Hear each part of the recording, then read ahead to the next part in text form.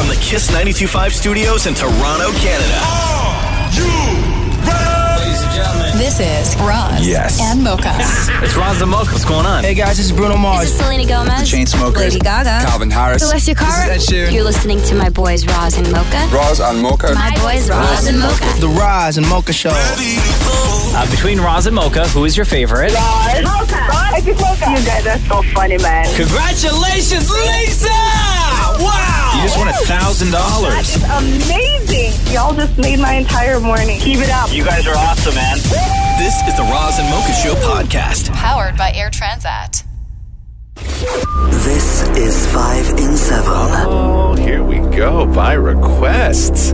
If this is your first time hearing the Roz and Mocha original game 5 and 7, it's very easy. No, it's not. Hello, Damnit Maurie. What are you talking about? Very simple. We will ask Maury, a.k.a. Wheezy, to name 5 things. He will have 7 seconds to name those 5 things. Maury, are you ready? Yeah. Maury, name 5 animals with flippers. With flippers. Okay, dolphin, whale, flipper. Loser. Did you just say flipper as an answer to animals that have flippers? Especially when you had already said dolphin. Penguins, sea lions, yes, dolphins, whales, turtles, all animals with flippers. Maury, moving on. Name 5 words that rhyme with cancer. Pantser, manser, cancer, pantser, manser, Spencer. Loser. I have a question. Yes. Yeah. What's a manser? What's a pantser? That was going to be my follow-up question. I have an uncle named Mo Pantser. Right? A pantser manser? Would have given you dancer, prancer, my God, I am a lancer, dancer. answer. I would have given you necromancer. What's that? like a wizard, somebody who talks to the dead, kind of control. Panzermancer. Come on, the man. Panzermancer, more. Moving on at 5 and 7, Maury, name 5 things you normally spread before you eat. Cheese.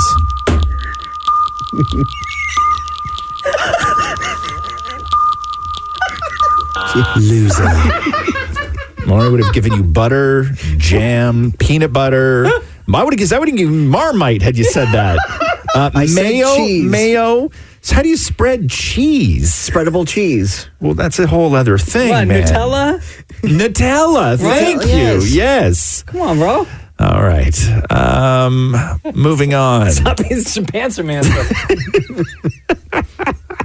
Okay, next. Sorry. Maury, name 5 major cities in provinces east of Ontario. Major cities and provinces east of Ontario. Prince Edward Island, Etobicoke. Loser. What? Prince Edward Island and then Etobicoke. Do you want to try again? Yes. Okay. I Okay. need 7 seconds on the board again. Maury, name 5 major cities in provinces east of Ontario. Okay. Hamilton, Niagara Falls, Calgary, Prince Edward Island. Loser. Wow. The first 3 were still in Ontario, bro. Do you want to try it one more time? Okay. Okay. Maury, Yeah. name 5 major cities in provinces east of Ontario. Okay, Quebec, Calgary, Edmonton, Alberta, Saskatchewan. Oh my God, Maury! Winner. Just kidding. Just kidding. Loser. That wasn't counting, me too. Okay, first of all, you started going way west, my way man. west. Like way west. Maury would have given you St. John's. St. John's would have given you Halifax. You could have said Montreal. Quebec City would have given you Moncton. All those. Because those are east. Yeah. Right. Yeah. Okay. Dartmouth. Oh, my God. Dildo. All of them. Would have given you all of them. But you went west. Okay. And then started naming provinces. Also Niagara Falls. Do we have time for one more? One more, yeah. Okay. Maury, name 5 things that work better when oiled. Okay. Bicycle, oil can, tricycle. Loser. Man, it's an oil can. I guess an oil can would work better when oiled. Sure. Yeah. Okay. Yes, Maury. I would have given you a chain. I would have given you an engine. You could have said a massage. I would have given you a sticky or creaky door, a sharpening stone, an electric razor, all things that work better when oiled. Also, an oil can. Here we go. The Roz and Mocha Show Podcast. Hey, there was do I have 2 seconds here? Yeah. There was a story back in September where the guy in the UK kept calling 911 and just burping on the phone. And so he would call 911 and they would say, "Hi, 911," and then he would just start burping. And then they actually tracked the dude down. Well, here's the clip. This is when he was calling 911. Police emergency. Oh my God. Yes, hi. I mean, obviously, I know what you're doing, but you did this. You were doing this the other day. Hello. Okay. Oh, man. So he was like tying up the lines. a repeat offender. The guy's like, "Man, you called last week, bro. What are you doing?" Anyway, so that guy, obviously they knew who he was because when you call 911, they know exactly where you're calling from. They track everything. You dingbat. Anyway, the burper got 6 months. I thought it was going to be like, I thought you were going to say, oh, they fined him like, No. $5,000 or something. 6 months? 6 months. Oh, no. Can you imagine the conversations that he has to have now in the joint? Like with his wife? Oh, no, sorry. No, in the joint with other people who are there for maybe not violent crimes, right? No, like, what are you in for? He's like, I burped on the telephone calling 911. I burped. Police emergency. Yes, hi. I mean, obviously, I know what you're doing, but you did this. You were doing this the other day. Hello. This is the Roz and Mocha Show podcast. Things got heated in the condo of the Damnits again? last night. Can't They you go guys through just this put up a Christmas tree without every fighting? single year. They go through the exact same thing. This is Damnit Maurie and his husband, Damnit Matthew, by the way. Damnit Maurie pissing off his husband. Oh, no. Again. How do you know that's the bottom one? Because it has the pointy part. Like you stick this into the hole. No, Maurie, you're pushing down on me. I'm trying to push it into the hole. Lift it up right now. What do you want me to lift up? The whole tree. With the stand? No, without the stand, because it's not in correctly. Okay, that's as low as it can go.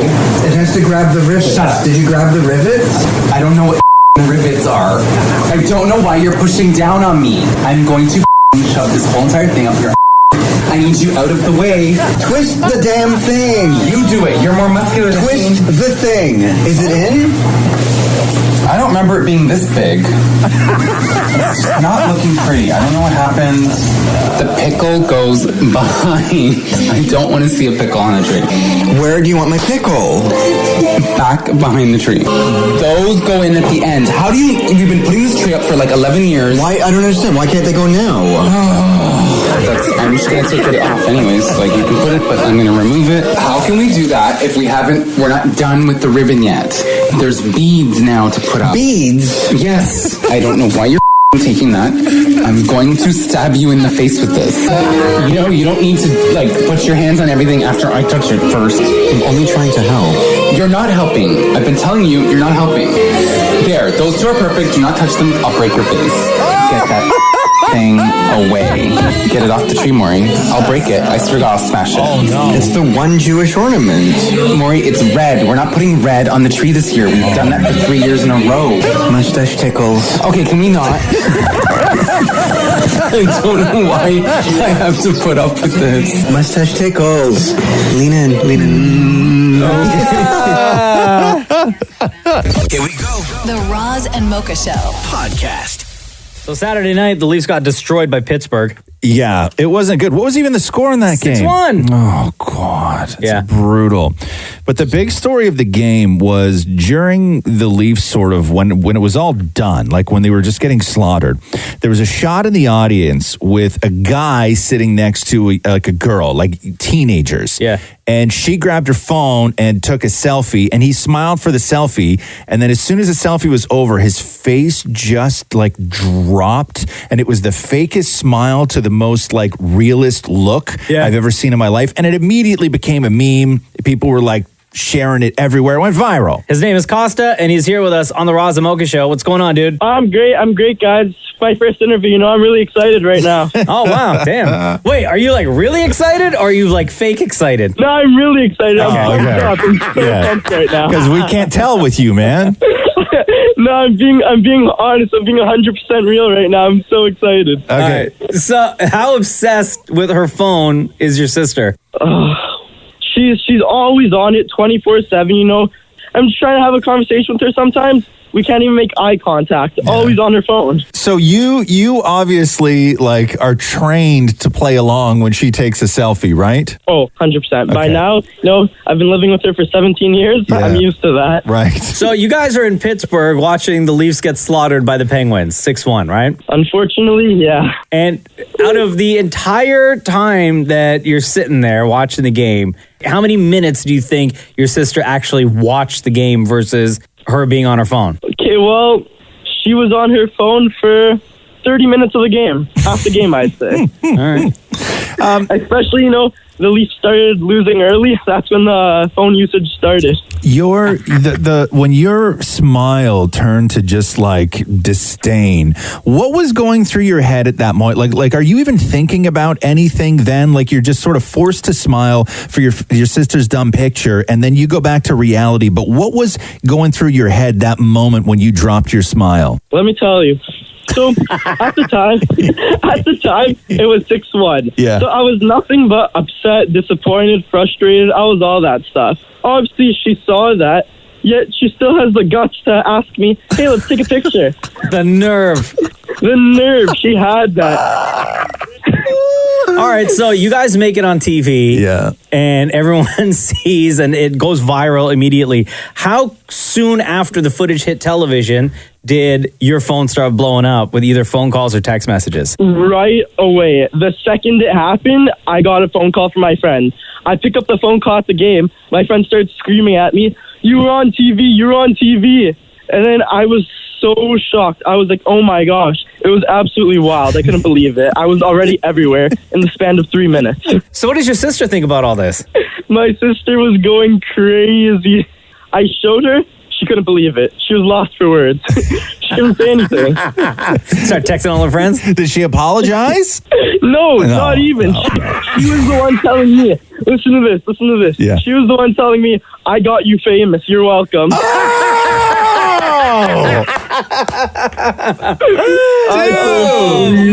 can't believe it. It was crazy. All right, Costa, you and your sister were in Pittsburgh the other night watching the Leafs get crushed by the Penguins. She was on her phone most of the night. You faked a smile for a selfie all of a sudden on TV everywhere and went viral. Thanks very much for joining us on the Roz and Mocha Show. Right on, bro. Thank you, guys. Here we go. The Roz and Mocha Show Podcast.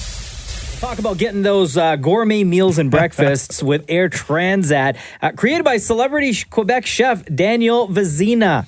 It's interesting. Years ago, I took Anthony Bourdain's advice. He was so brilliant in so many different ways, but Anthony Bourdain said years ago that he never eats on airplanes. One, because the food is generally not that great, but he likes to arrive places hungry. That was his whole thing. So he never ate on flights. And I started doing that. I would just simply drink. Right? Yeah, I would just drink a lot of wine and maybe nuts if they offered me nuts. Get that nice little buzz. Yeah, and that was it. And then we took the family trip on Transat, and we were able to sort of dip into this menu that they have from Daniel Vizina. And it was hands down the best food on an airplane I had ever eaten.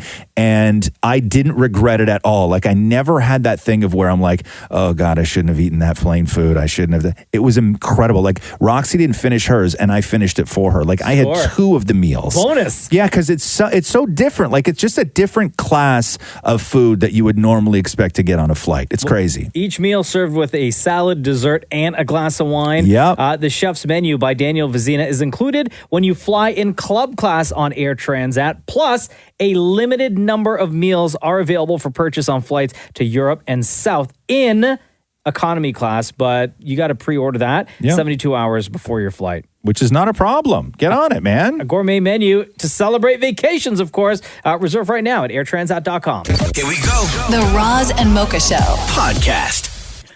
Okay, I got to show you guys something. Maury, Shem, get in here.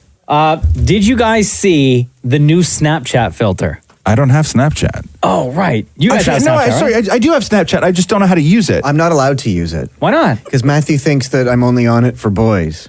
Oh. Okay, as a grown-ass 40-year-old man, to hear you say I'm only on it for boys, I know. that's just all sorts of wrong. That's so weird. Okay, so Snapchat launched this new filter, right? Okay. And everyone's going to be using it today. What is it? It's called Time Machine. Is it like the filter we saw before where it made you look old? So you remember a few months ago, that one filter that, yes, it made you look old. The old filter. Right? Right. And then Snapchat also had a filter that made you look... Like a girl. No, like a baby. Yeah. Bless you. So what they've done was combine the two.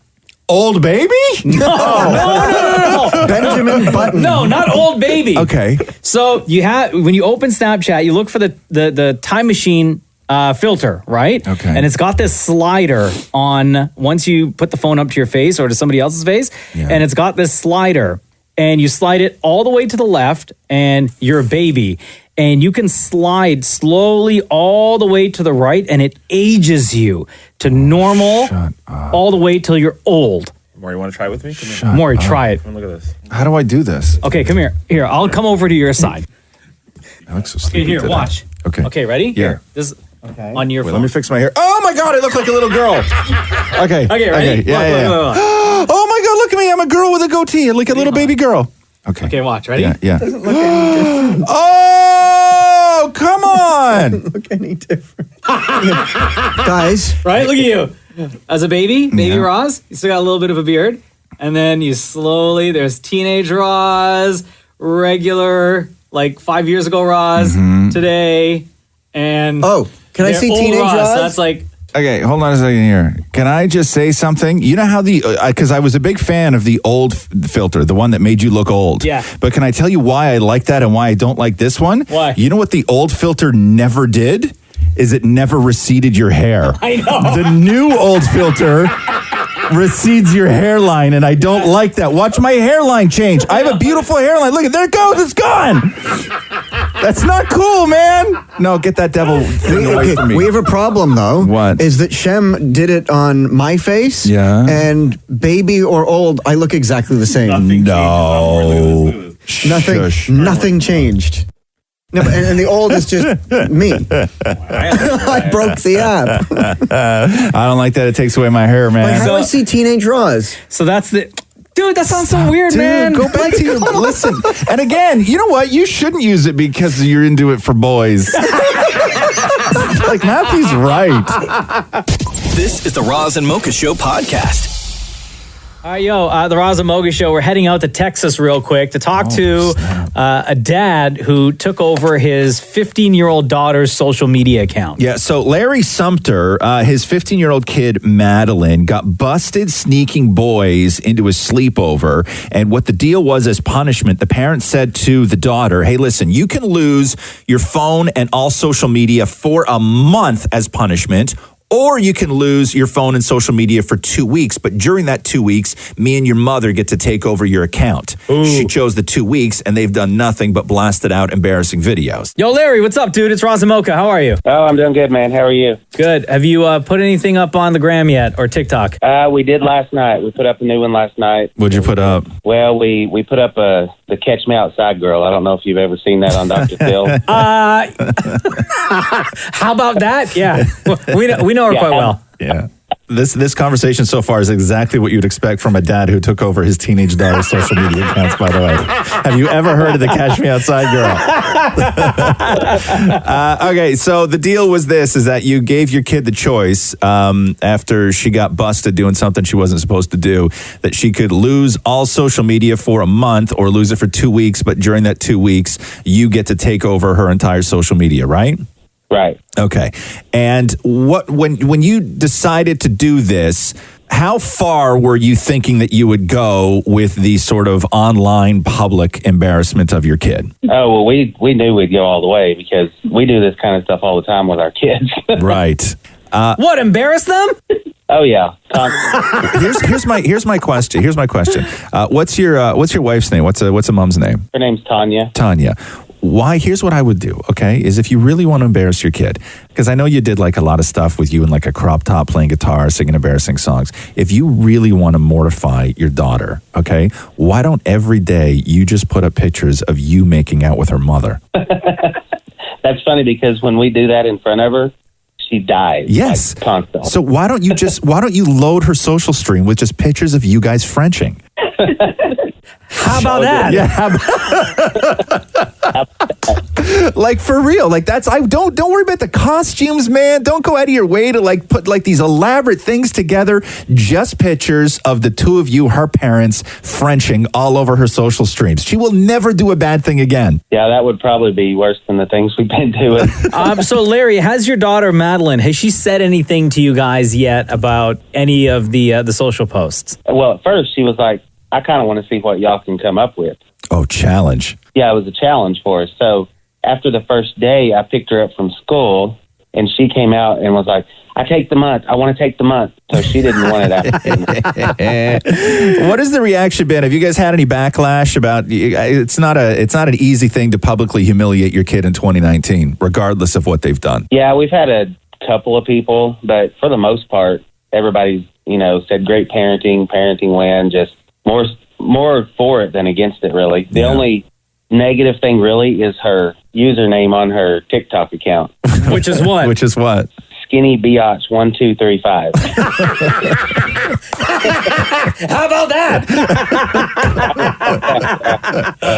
So do you think she's learned her lesson? I think she has, but the thing is, no one wants us to give her phone back. Well, Everybody wants her to stay grounded. Oh no! Yeah. And before we let you go, how far into the 2 weeks are we right now? So today will be day 10. Okay. Oh, so almost done. Almost done. I'm telling you, man. Again, we're talking to the parents of the teen girl who broke a rule by sneaking dudes into a party, and they took over her social media account as punishment. I'm telling you guys, you have to just for the next 4 days, just nothing but nonstop pictures of her parents, the two of you Frenching.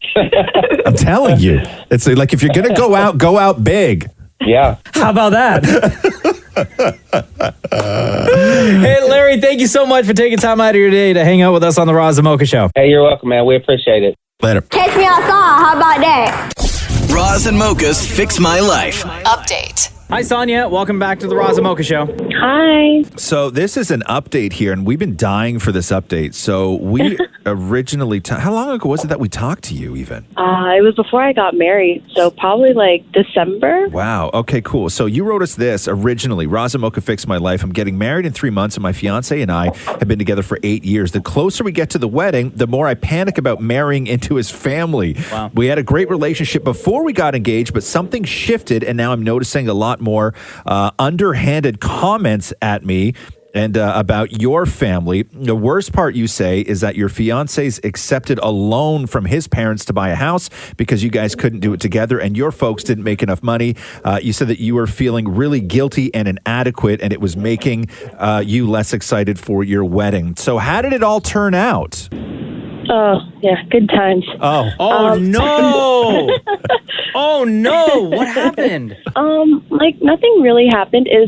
I think we ended up buying the house, obviously. Yeah. And we got married, and everything was fine. But it's just like it didn't get better. Like there was no showdown, I feel like. So it just felt like everything was like bubbling under the surface. But now that we live on our own, I feel like we see them less, so they're nice. And you were having problems with his sister, right? Yeah, and that's the one that didn't get better. That just got worse. Oh, Really? What happened? Wait, before you tell us what happened, Sonia, because I know one of the things that Roz said was that because he asked if your fiance at the time had talked to his family about this. Did that conversation happen?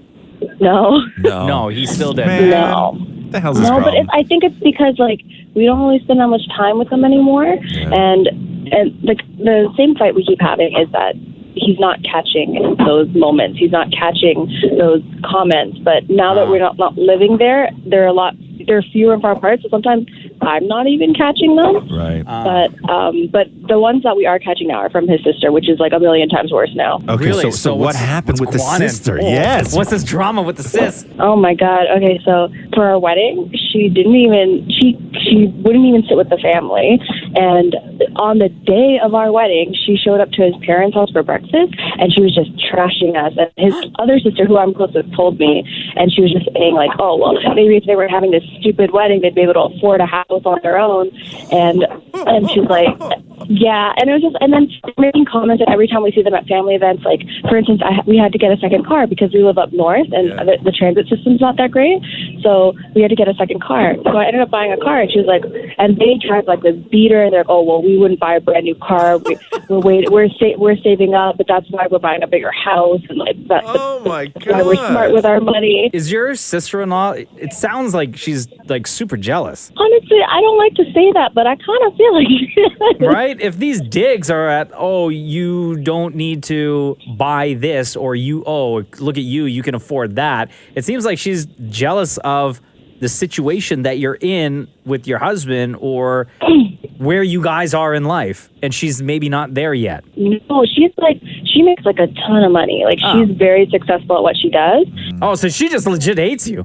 Yeah, and I don't know what I did, but I feel like our values are really different. Like, for instance, like I like to enjoy my life and have friends and, do things. And she's like, well, I have a very high interest savings account, and I've paid off my mortgage in 5 years. Is the sister married? Yes, which, by the way, she got married this summer, and we were not invited.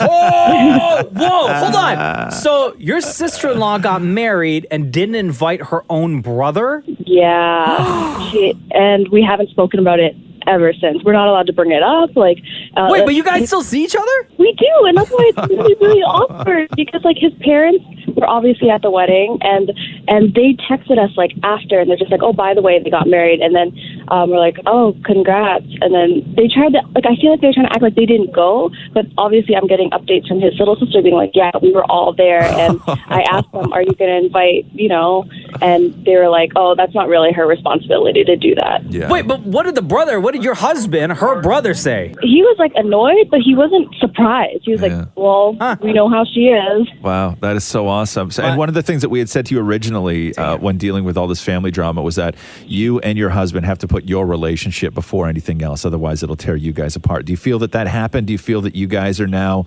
the sort of number one priority between the two of you, and everything that happens with his crazy family is just so secondary? Yeah, I definitely feel like we're a lot better, because after I talked to you guys, like I talked to him, and he had him listen to the podcast, and I feel like coming from me, it just sounds like a nagging girlfriend. But when he heard it, because he loves you guys, he's like, okay, yeah. Like he's like, what? He's like, if I'm gonna try to catch it, I'm gonna try. He's like, I'll stand up for you. But he's like, it's a matter of catching it. Good. And I was like, well, you need to get better at that. That's awesome. Well, Sonia, thank you so much for the update. We appreciate it, and we love you for it. Oh, thanks, guys. I love you so much.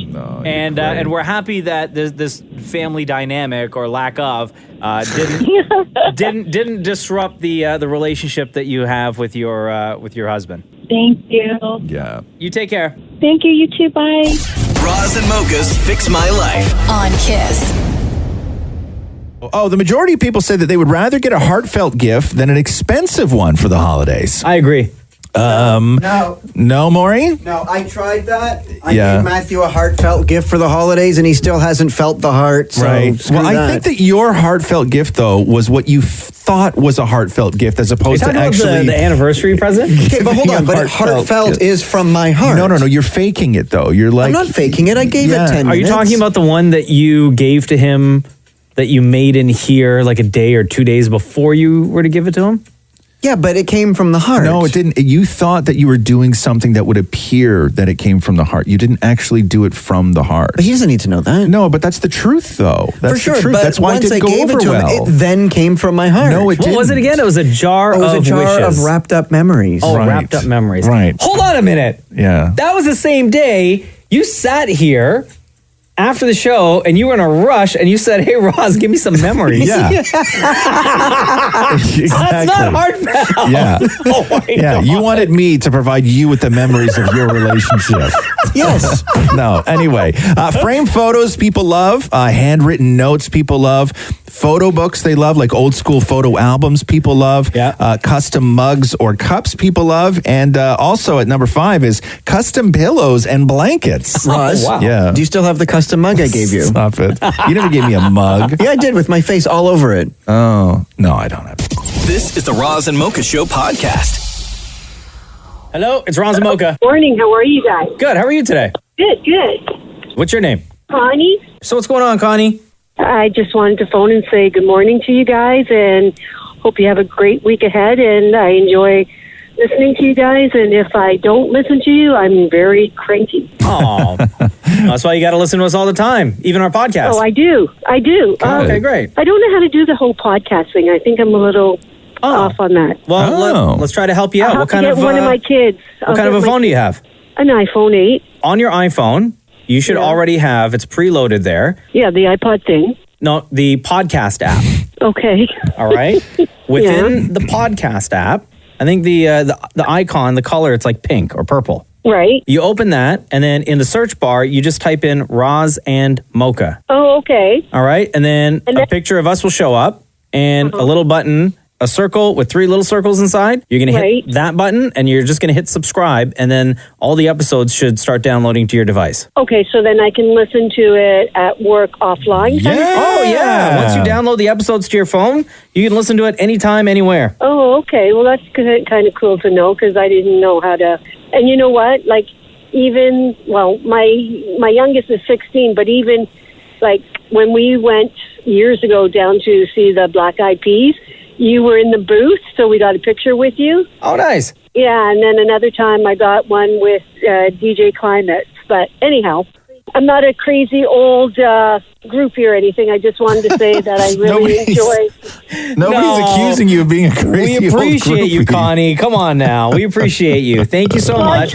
If you have any problems downloading the podcast, either ask one of your kids to help you out or feel free to call us back and we'll try to walk you through it again, okay? Okay, so have a lovely day, and thanks for making my drive to and from work always a great event. Oh, thank you, Connie. We love you lots. And can you just tell people that are driving in the passing lane that if they're not going to pass, and I know that Roz will say, listen, if I'm doing 120 and people want to do 130, that's not on you. And I get that, but I'm talking about people that are doing 100 in the passing lane. Okay. Yeah. So going the speed limit. Don't drag me into this, okay? I don't want to have Well, this. I know. The last time we talked about this, I fought with people for a week. I don't want to have that fight anymore. I'm done. I'm done with the driving fights. People are too passionate about it. Thank you, Connie. Okay, have a wonderful day, guys. You too. right. Bye-bye. This is the Roz and Mocha Show podcast. Hey, you got Disney Plus, yeah? Love. So the new live action remake of Lady and the Tramp is on there now. No spoilers. No spoilers. Because Jenna and I are going to watch it this weekend. Okay, cool. No spoilers. Please. No spoilers. No spoilers. I promise you, okay? Okay. No spoilers. Sounds like a mariachi band. No spoilers, senor. No spoilers. So, Yvette Nicole Brown, who is in the film, she was in Toronto and promoting the movie. She was in Community. Remember her? Yes. Yeah. And you know the famous scene in Lady and the Tramp is, of course, the spaghetti. Spaghetti. Okay, so no spoilers. No spoilers. Okay, so we all know that. That's not a spoiler. Do they do that in this new one more? Yeah, okay, they do. How they get the dogs to do that? No spoilers. Okay, I can't say. I can't say. come I can't on. say. You said no spoilers. So no spoilers. Okay? Okay. So Damnit Maurie goes to interview Yvette Nicole Brown, and he, I guess, was pitching the idea in the room on the fly of possibly doing recreating the spaghetti scene with her. But Maury showed up not with a delicious bowl of pasta. Yeah. No spoilers. Not with a big, delicious bowl of pasta, but at the beginning of the interview, Maury reaches into his pocket and pulls out a single Ziploc bag that has one strand of cold cooked spaghetti in it that had been sitting against his hot thigh for I don't know how long. That's disgusting. Okay, so here's how that went down. No. I got to tell you this, though. Yes. So I had this whole plan, and then my husband was like, that's really creepy. What? You shouldn't What is do it? that. What do you want to so do? I was at home, and I ordered off of Uber Eats, like, a big thing of spaghetti, just so that I can bring some of the strands. For us to do the For us to thing? do that. My husband's like, you can't do, he's a publicist. He's like, you can't do that. I think your husband might be right. But I wanted to at least bring the strands of spaghetti For me so to you can see. appreciate the effort I put into it. I will tell you that I appreciate the effort, but I have no desire to do that. No spoilers. That is disgusting. It was in a bag, like it's hot too. Why didn't you just cook a piece of spaghetti instead of ordering it off Uber Eats? Because, like... Also, no spoilers. No, but it just seemed easier to order off Uber Eats. Easier than cooking one single piece of spaghetti? No, so I ordered a whole dish, I ate it all, and then saved 2. But like, did you save them as in you opened the dish and then you removed 2, or did you just keep 2 on the plate after you had eaten all around them? I kept 2 after I ate all around them. No spoilers.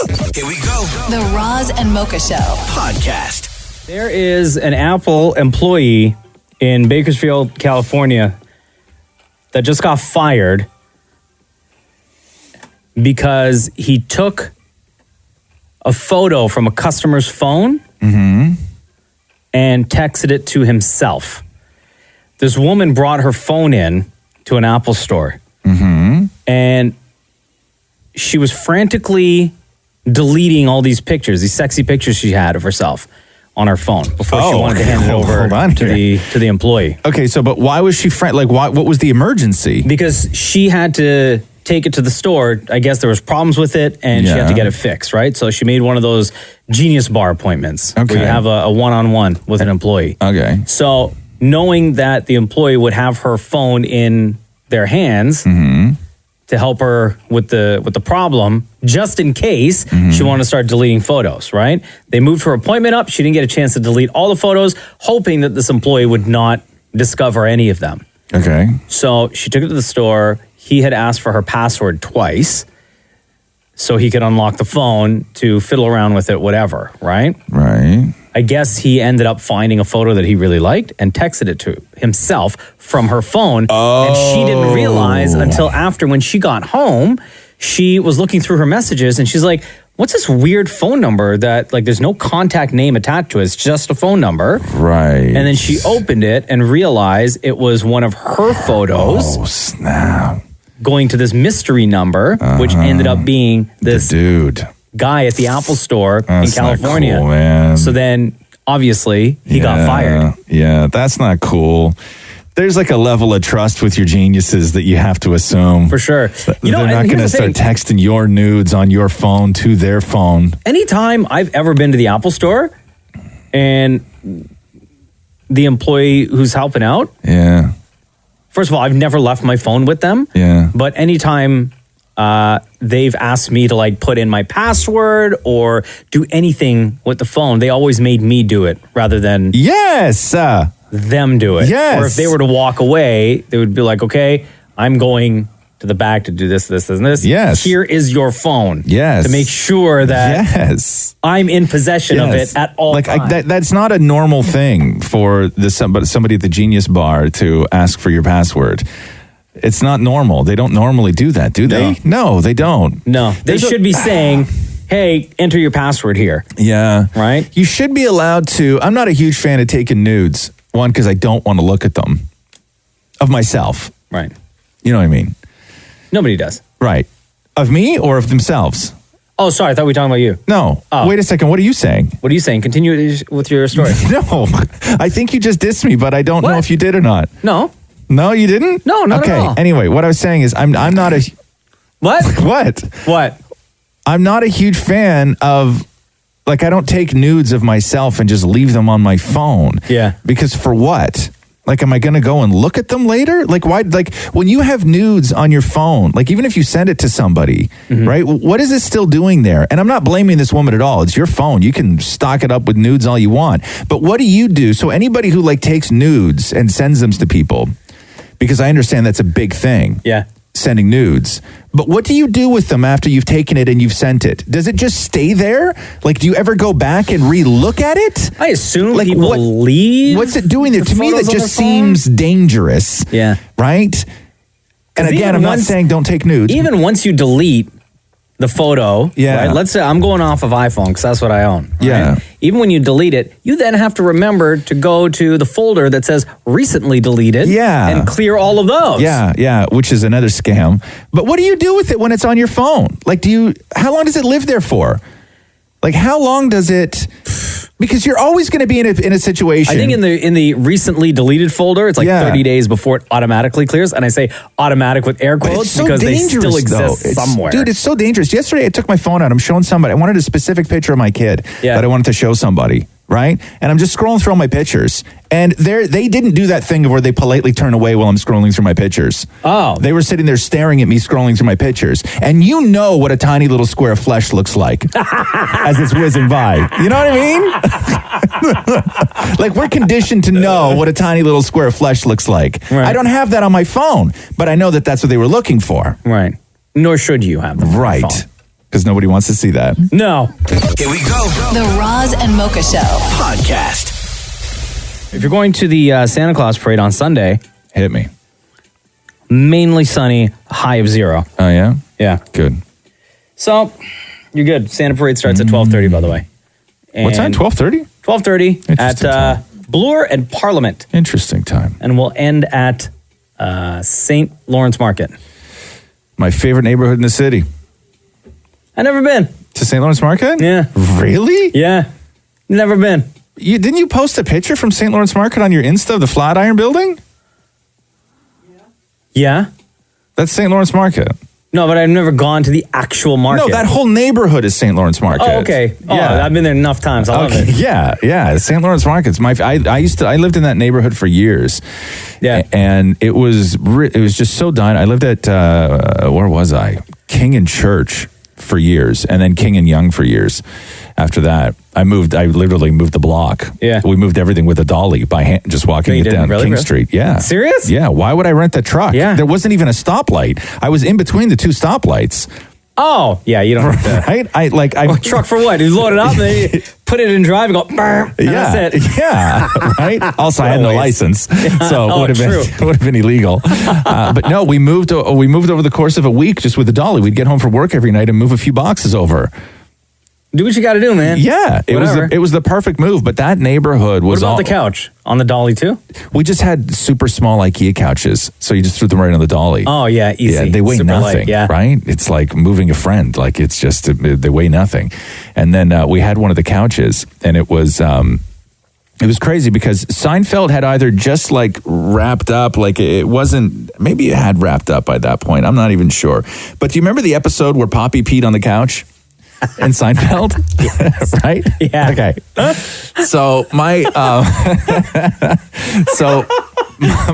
my uncle was in town, and it was an uncle that we had never really seen. Like, every now and then, every decade, he'd like resurface in our lives, and he would come and hang out, and he was always real cool and fun to hang out with. He smoked a lot of weed. He's fun, uncle. Right? Yeah, he smoked a lot of weed, and he never had a job in his life. I think how he raised his children, I believe, was playing pool. I'm not even joking. It's a great pool player. Yeah, I'm not even joking. I think that he raised 2 kids off hustling pool. Wow. Which is awesome. Fun uncle. Yeah. And then so he came over, and he was on our couch, and we woke up and we went to the Hot House in St. Lawrence Market for brunch. It was awesome. It was great. And then we left, and he went back to the airport or the train station, wherever it was. And then we went back to our place, and where my brother and I are sitting in the living room when we were living together. And he goes, "What's that?" And I go, "I don't know. What do you think it is?" And he goes, "Did he pee on the couch?" And did he? Yes. Who had to do the test? Yeah. What's that? Oh, you could tell. Oh, you could tell. Oh, you could Okay. tell. Yeah. And my brother sort of lied on the couch and put himself in the position that he was in while he was sleeping. Oh, and no. we're like, yeah, to see if it like matched the silhouette. And my brother's like, and again, listen, keep in mind that I'm like 4 or 5 inches taller than him, okay? It's like when you're figuring it out. Yeah. And so that couch went to the new place because we had no money and we moved that on a dolly. The pea couch? The pea couch, yeah.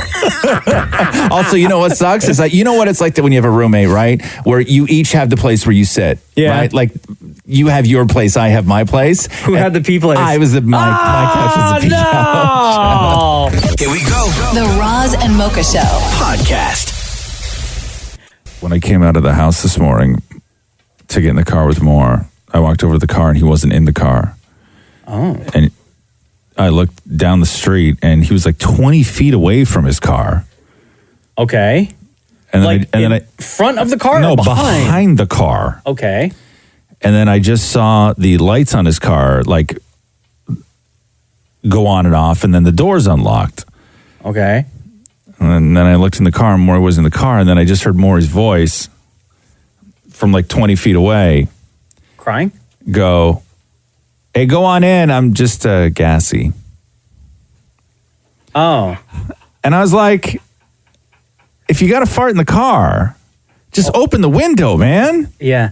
Right? Logical. And if you're going to, and if you do have to, if it's that bad, you have to step out of the car. Stay home? Maury, why were you 20 feet away? Why not just stand beside the car? Yeah. And pass gas, and then you're good to go. Well, it's a double entendre. That's okay. Here we go. I can't wait for this. One, I was worried that had I have passed gas in the car and you got in like 30 seconds later, because that's everybody's luck when that happens, that you're then going to smell it and that would be disrespectful to you, or you would judge me based on smell. I judge you for everything, though. I know. So why add Okay. something else to the pot? So I Okay. figured if I was 30 feet away, that the smell wouldn't waft its way back into the car. Like, you think a fart from 5 feet away is going to somehow work its way? I mean, I know you drive a Yaris, which is basically made out of paper mache. Like, it's good on gas. But do you think like it's going to work its way back into the car? Well, I didn't know which way the wind was a blowing. But how is it going to work its way into the car? I don't know, through that pipe out the back. I've never been The exhaust? The pipe in the back. Wow. Bro, you're such a car nut. I know which thing to push down to make it go. Settle down, gearhead. Okay. Bet you can't wait for that auto show. Hold on now.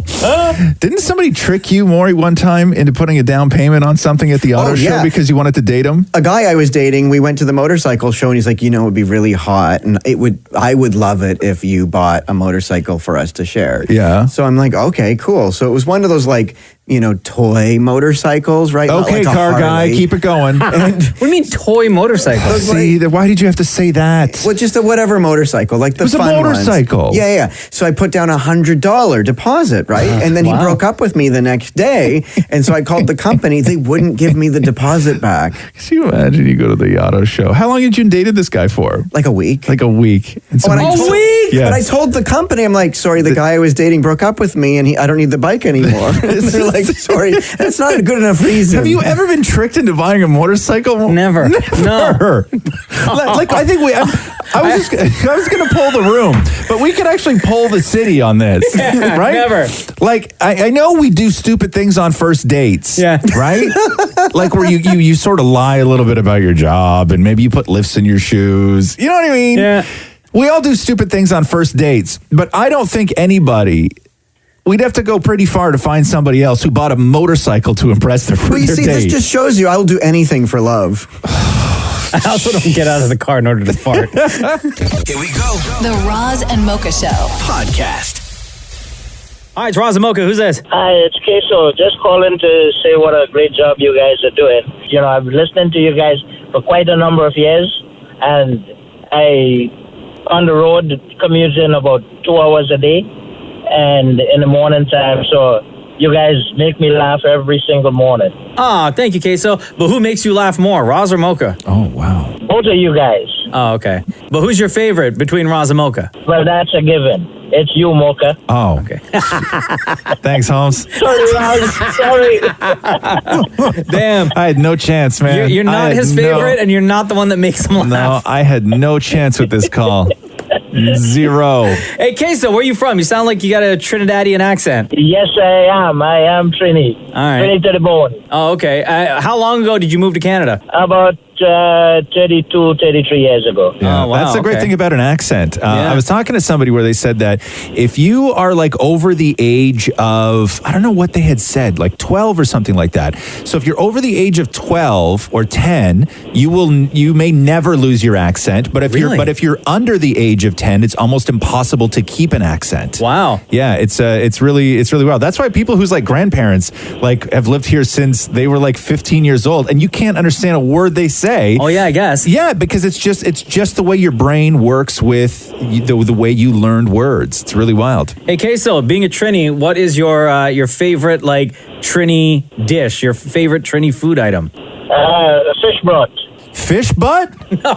Fish broth, like a fish soup. Oh, fish broth. Oh, broth. Don't worry, Queso. I understood what you said. That's why you're my favorite. Fish butt. Queso, much love to you, bro. Thank you so much for listening to the Roz and Mocha Show. You're welcome, but take care. All the best. This is the Roz and Mocha Show podcast. Hey, have you started watching Mandalorian? Hell yeah. Yeah, I watched episode 1. Oh, God, here we go. What? You don't like it? Nah. Okay. Yeah. Tell me this. Are the next words out of your mouth going to be, here's my problem with The Mandalorian? Okay, so here's my problem with The Mandalorian. Yeah. And maybe I'm completely off base. Yeah, you on probably this. are. I understand that the pacing is going to be different because it's a TV show. I understand that the budgets aren't quite what we're used to with Star Wars. So things don't look right. Also, there's a few things that don't, where the weight of things just looks off because of budgetary reasons. And I understand. They're short I understand episodes too. I understand all that. I get all that. But here's my thing. Yes. Is to me, The Mandalorian feels like a Star Wars show that was created by Star Trek fans. That whole first episode with that guy who he had the bounty on, the green guy that then had to poop in the ship. You know who that guy is? Side note? No, who's that? Horatio Sands. Who's that? From SNL. Oh, yeah, Horatio Sands. Okay, so anyway, so when Horatio Sands is in Blueface, right?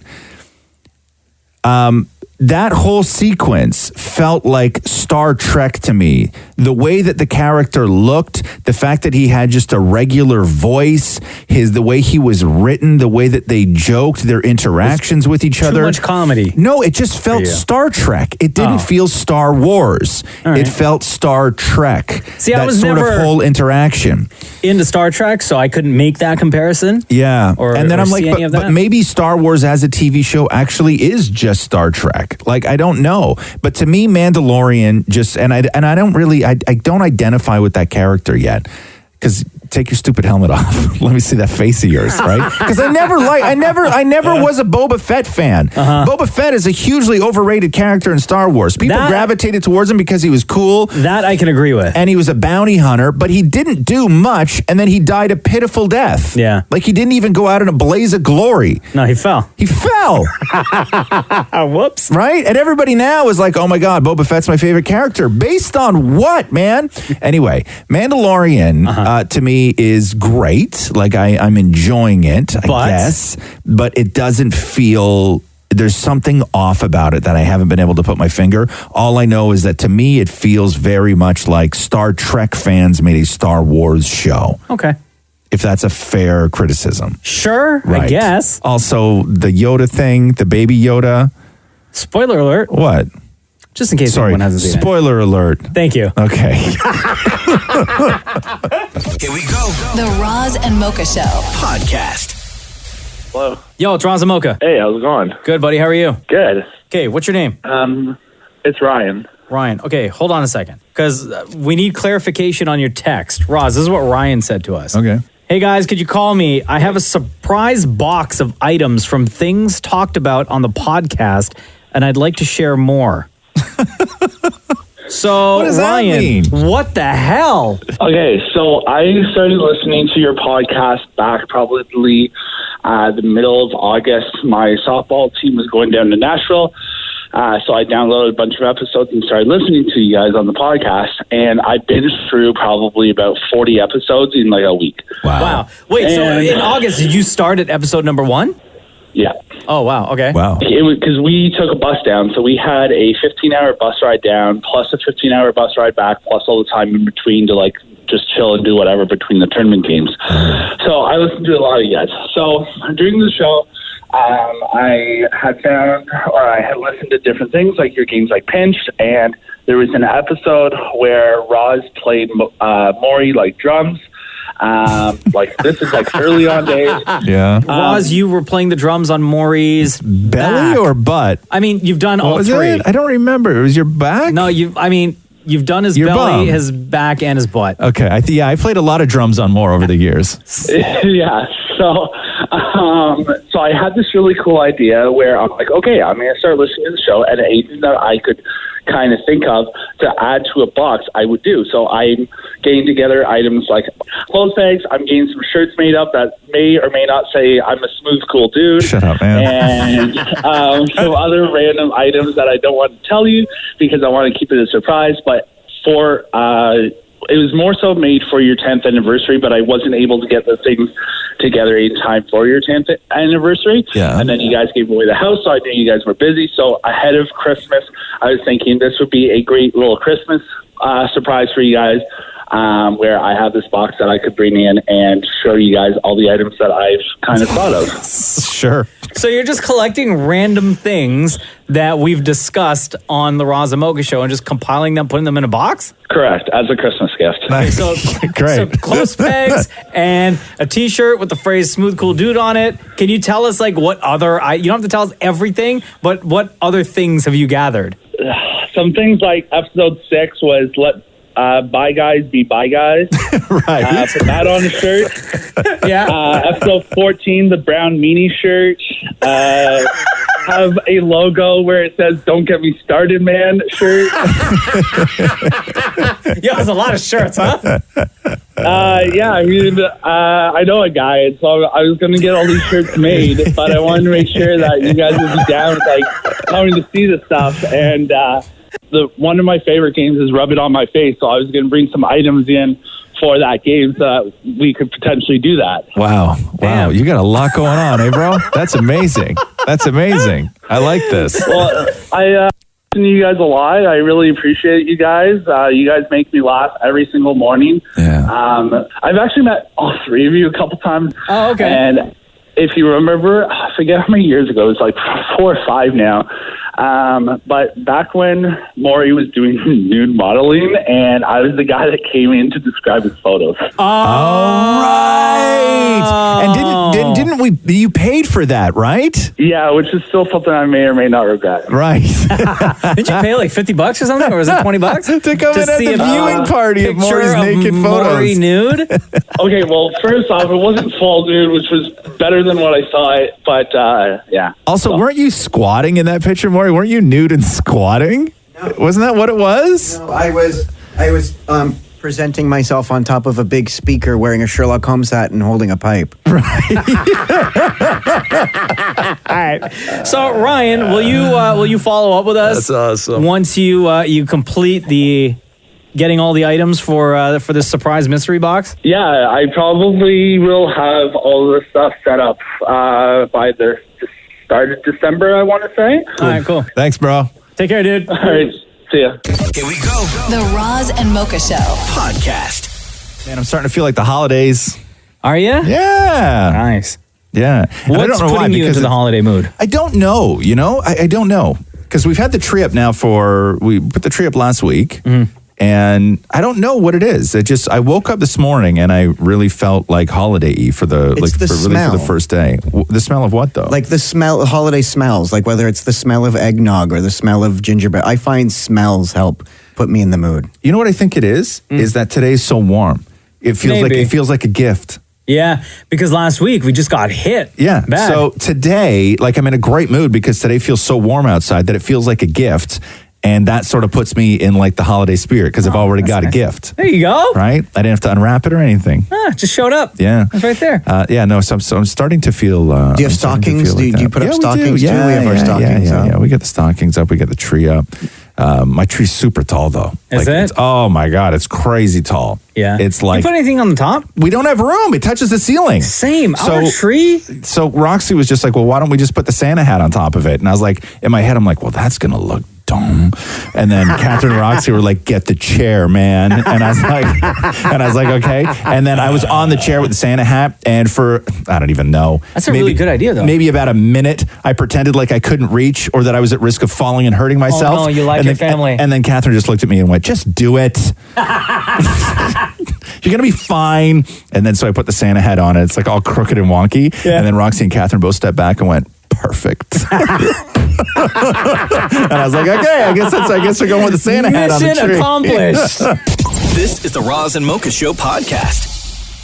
What do you guys know about this church that Kanye was speaking some stuff at over the weekend? The Joel Osterhaus Church? I only know him from when the hurricane happened and he got slammed because he said that they couldn't have people stay there who were displaced because the place was flooded. And then I guess they showed pictures of the parking lot and there was like a little tiny bit of rain. Yeah. He got roasted for that and then they had to open the doors. That's all I know about that guy. And he's super rich. Inside the church looked totally fine, right? Yeah, it was like a beautiful place. Oh, yeah. But he's one of these evangelists. I think he doesn't even spell his name. Well, while you look for that. But he's so rich. And influential? Oh, in that world? Yeah. Kanye had his choir out there, and they were doing like gospel versions of contemporary songs. Okay. For example, Say My Name by Destiny's Child.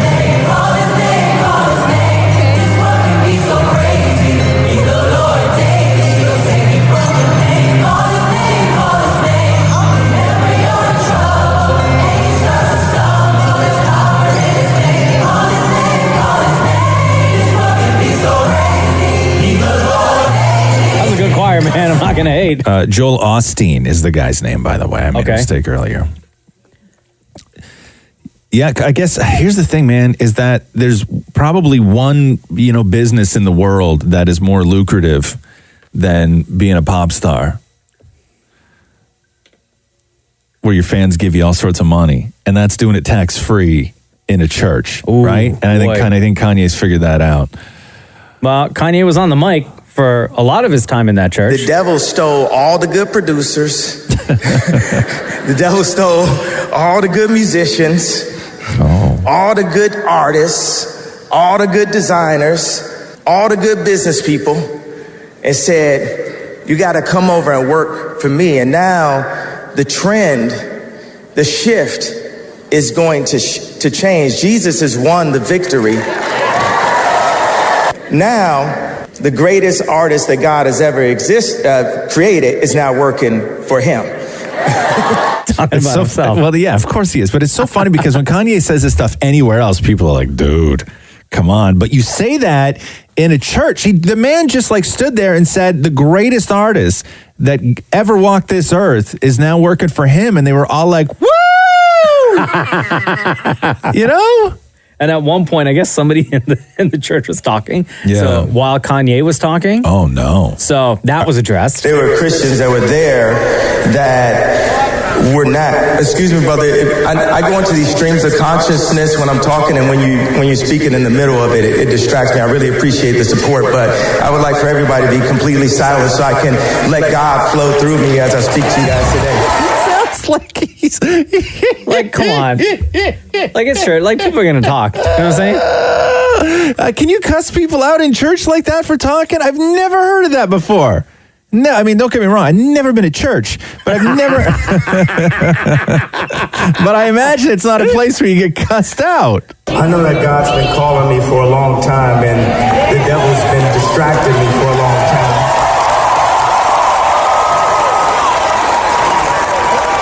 Sounds like thousands of people are there too. Yeah, thousands. And when I was, in my lowest points, God was there with me and sending me visions and inspiring me. And I remember sitting in the hospital at UCLA after having a mental breakdown, and there's documentations of me drawing a church and writing start a church in the middle of Calabasas. And even after that, I went and made the Life of Pablo album. I said, this is a gospel album. And I didn't know how to totally make a gospel album. And the Christians that were around were too, I would say, beaten into submission by society to not speak up and profess the gospel to,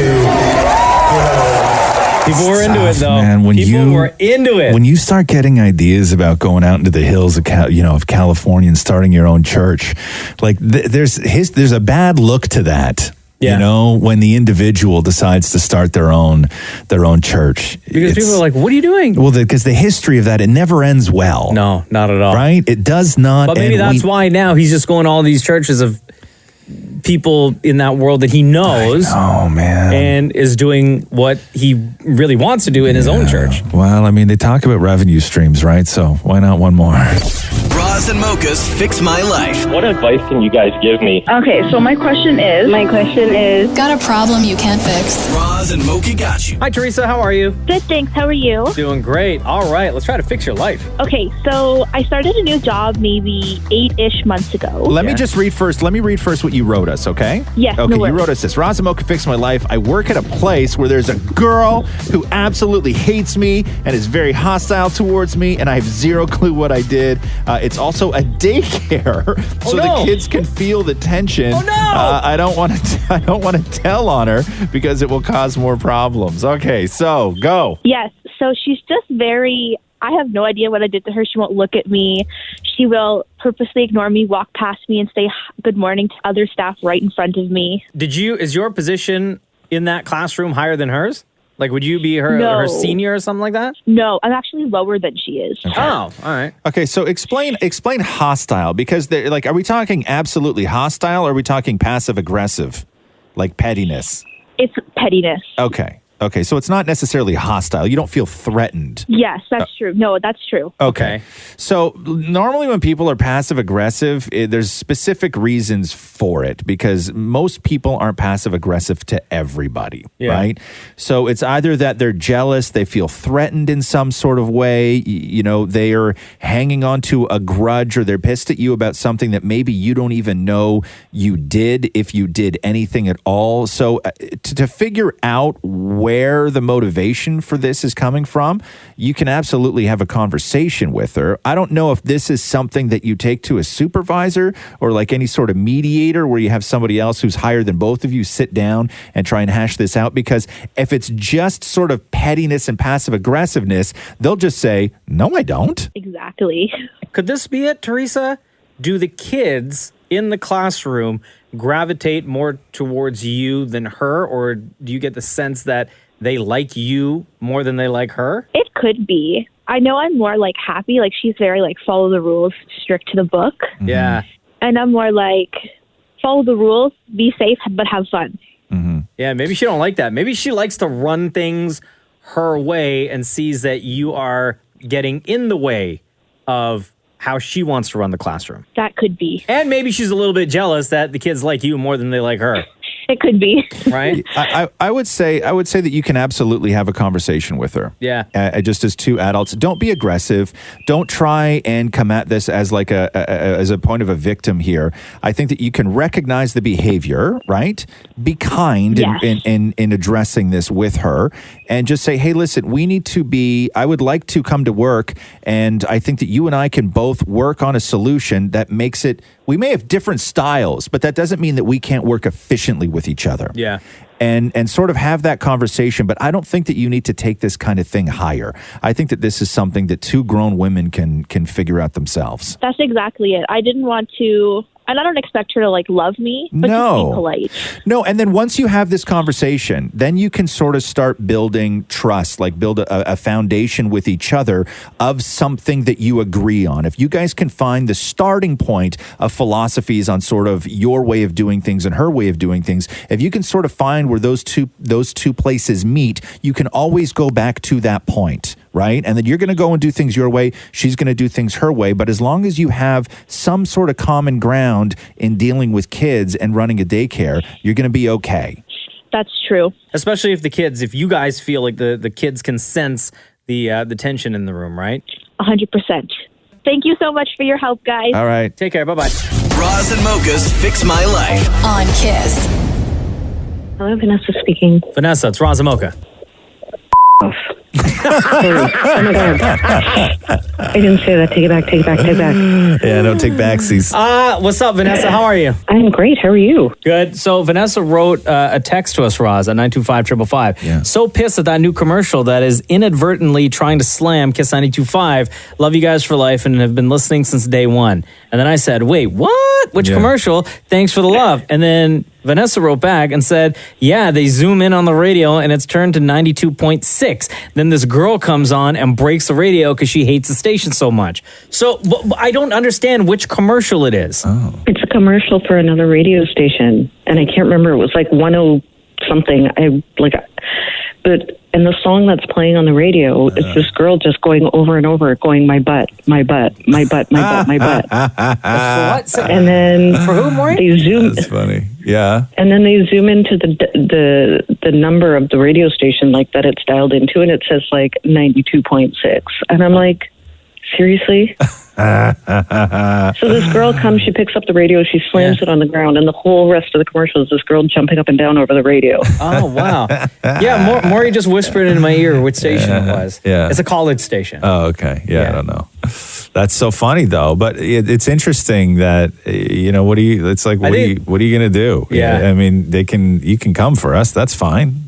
You can do your thing, man. And college radio has no rules anyway, so I have no problem. Yeah, but that's just sad. Well, it's sad. It's not sad for us. I don't feel sad about it. It's sad for them. Of course it is.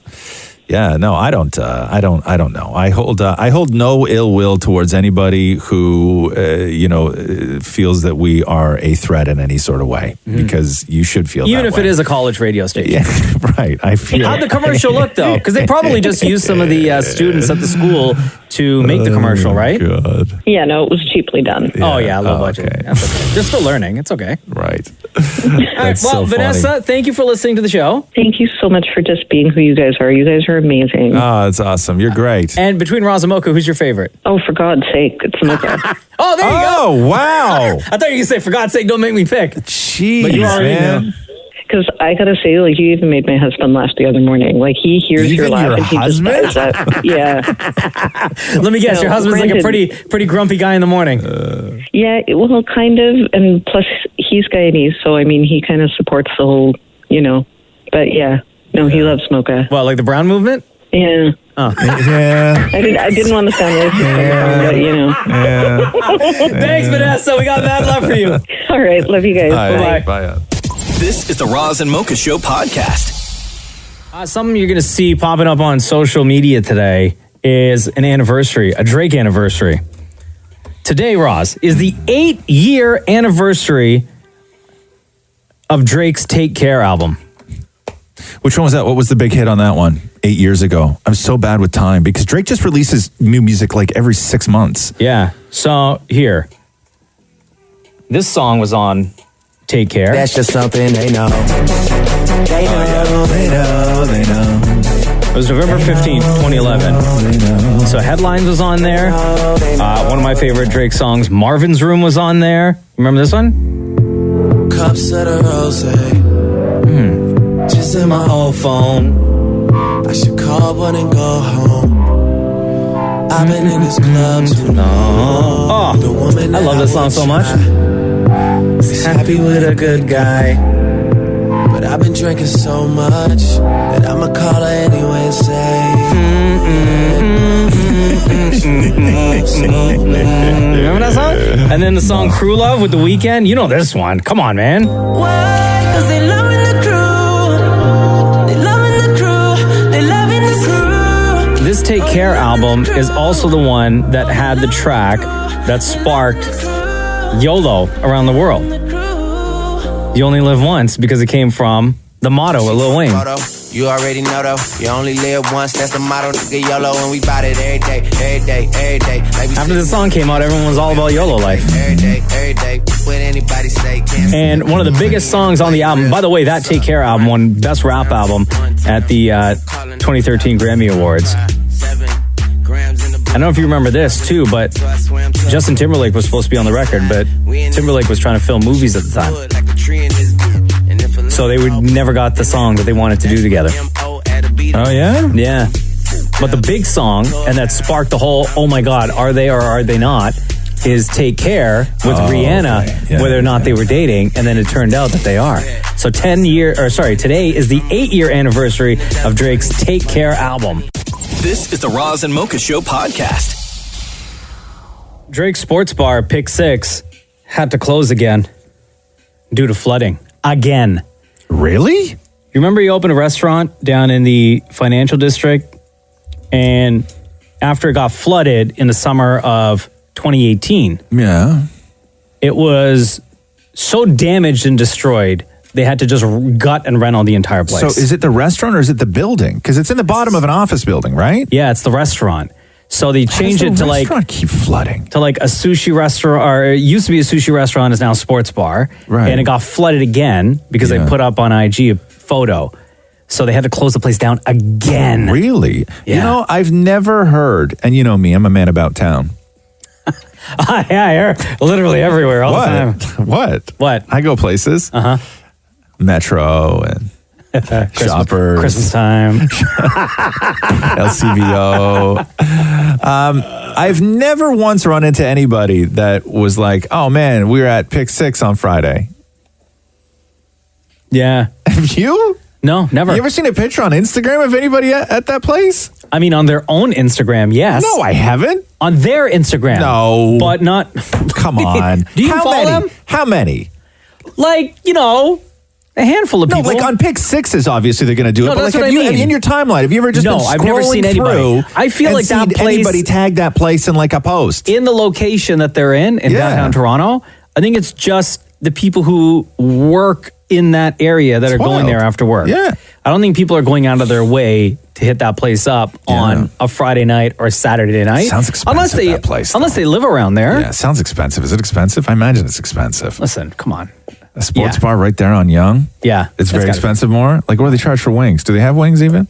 Probably fancy wings. Yeah. You can probably get like Truffle. five wings for like $65. Right?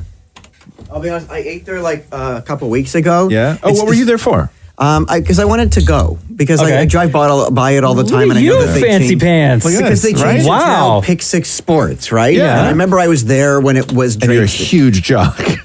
Right? Yeah. I'm at one with the good. jocks. Yeah. So, but it's the smallest menu I've ever seen. Yeah, a lot of those fancy places they do have really small menus. But when I was though. there, it turns out Drake doesn't own it anymore. No? No. Does he have anything to do? So he just, licenses the name? He sold. It's like I guess some of his crew own it and stuff. Apparently, he has nothing to do with it anymore. Well, they put his name on it, so it's it's always going to be his joint that gets flooded. When I go to their website and click on menu, because I'm curious to know the prices of some things. Thank you, yes. Our menus are currently being updated. Please stay tuned for new tastes. Oh.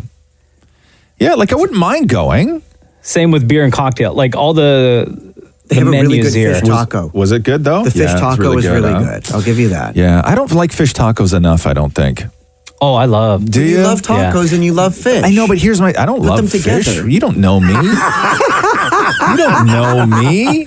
I love tacos and you love fish. You know what I mean? When somebody says that, you love fish. I don't love fish, man. I've never once on this show. Go back to 10 years of this show. Yeah. I've never once How many said times I love has he fish. said, oh man, I can love swear you said fish. that you go to the cottage and you barbecue fish. First of all, I've never said I'd go to the cottage and I can barbecue fish. tell you he's never said that. I must be confusing you with someone else I know. Yeah, apparently somebody who freaking loves Right? fish. It's just, this is like the fantasy Roz that lives in your head. Up at the cottage on the weekend is barbecuing fish. Yeah, my Roz loves fish. Here we go. The Roz and Mocha Show Podcast. How many billionaires do you think there are in Canada? Oh, God, in Canada. I'm going to say less than 10. 8. Are there 8? 8 billionaires in Canada. There are 41 billionaires in Canada. What? Yeah. 41? Yeah, but it's different than America, because in America you could say name some American billionaires, and you could do like Bill Gates, you could do Elon Musk, you could do Kylie Jenner, like you can name a Facebook lot. guy. Yeah, Facebook guy, Zuckerberg. You could do a lot of American billionaires. Tony Stark. Exactly. The 41 richest people in Canada. So David Thompson is number one on the list. He's got a lot of money. Are they all bank people? No. No, the guy who runs like Thomson Reuters after his dad died in 2006, and I guess what else do they own? Like the Star, the Globe and Mail, or something like that. But he's worth $39 billion. Wow. They got a lot of stake in Bell Canada as well. And then you have the guy number 2 on the list with $10.2 billion, who is one of the founders of Alibaba and also owns half of the Brooklyn Nets. Then you have Galen Weston. Wait, hold on. He's Canadian? Well, he has a Canadian passport. Gotcha. But he lives most of his time in the U.S. and then With all I that think money in counting. Taiwan and everything else. Galen Weston is the third richest person with with President's Choice guy? Yeah, with $9 billion. I like him. And I know you see this list and everybody's like, "Oh my God, these guys! It's all men and they're all so rich and everything." Sure, yeah, right. That's fine. But like, they're also really old. Okay? Yeah. Like, would you rather? I know you could look at Galen Weston and be like, he doesn't look old though. Okay. Galen Weston is, how old's Galen Weston? He's not got to be young. Yeah, he's got to be. Galen Weston's not young. When I see him in all them President's Choice commercials, he looks young. Hold on. Galen Weston? He's 46. Yeah, see? He ain't old. No, I don't know. That's Galen Weston Jr. Oh. I think they're talking about the old man Galen Weston, are they not? So he's 79. Yeah, 79. Okay, well, that guy's oldest. So, but would you rather be like 79 and rich or 17 and broke? I'd rather be 17 and broke because it gives me more opportunity to then become 79 and rich. Like you could look at this list and be like, oh my God, there's so many billionaires. I wish I was a billionaire and everything else. I'm like, yeah, but who wants to be 80 with all that money? You got no time left. No. To spend it all. You look down at yourself. Like you could look at your phone. You could log into TD and look at that bank account and be like, my God. And then you take your shirt off and you look down at your stomach and you're like, oh yeah, right. This is the Roz and Mocha Show podcast. For the podcast, I love doing this on the podcast, man. Hey, Mocha. You ready? Let's do the news! A Roz and Mocha Show and Kiss 92.5 News Break. Kylie Jenner sold 51% of Kylie Cosmetics to Coty. Coty is the company that owns Clairol, CoverGirl, Max Factor. For how much? Oh, wait! Yeah. It's got to be in the, like $1 billion. No, because the company's only worth $1.2 billion. Oh, okay. So like 600 mil. Oh, 600 million. $600 million. Wow. Yeah, so $600 million. Kylie will still sort of run the communication initiatives, be the viral influencer. She's going to still sell it to her 270 million followers on social media. But the actual day-to-day workings of the company will now be run by people who know what they're doing. She can concentrate on products. Good for you. Wow. She got that empire, man. Yeah. You know how I feel about Celine Dion, right? Love her. Yeah. She's a queen. But she was on with Andy Cohen on Watch What Happens Live and said something that even me, a diehard Celine Dion fan, found so incredibly shocking, and I know you will too, Mocha. Okay. So listen to Celine's answer and explanation when she was asked if there was any song she didn't want to record. There's one song that I didn't want to record. Which was what? My Heart Will Go On. No. It is true. Why didn't you want to record it? I don't know. It didn't appeal to me. I was probably very tired that day. Wow. Very tired. Thank God they didn't And my husband said, let's hold on. Yes. Talked to the writer and he says, let's try to make a little demo. And I sang the song once and they built the orchestra around it. I never re-sang it. Wow. For the recording actually. Wow. So the demo is the actual recording. Wow. Yes, of course. All right. Thank you very much. That performance on My Heart Will Go On was her phoning it in as a demo. Because she didn't want to do the song. And she never re-sang it. This was her demoing the track. Come on. Bro. Celine. Like, that's how good she is. You never should have released that information. That's how good she is. This is a demo? Yes. Okay, hold on. Let's listen. Okay. I see you. I feel you. She did this once. That is how I know you. Go on. I've never done anything once this good in my life. That's what she said. Across the distance and spaces between us. Right? You have come to show you.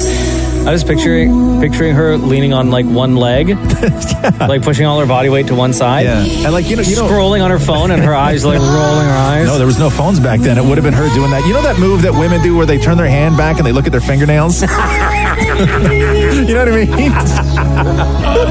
Would have been that move. But yeah. So this was just her. Once. Just bored. Bored. God, you're kidding me. It's a beautiful song, though. I watched Titanic with Roxy not that long ago. Oh, did you? Yeah. Did she like it? Yeah, I think she was okay with that.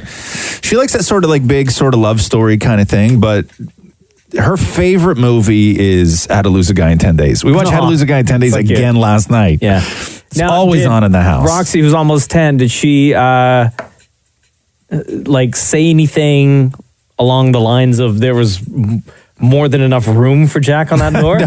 Oh, I tried to have that discussion with her, and she was just like, whatever. No, she liked the dancing part, though, because the dancing... He could have pulled himself up. Right, I know.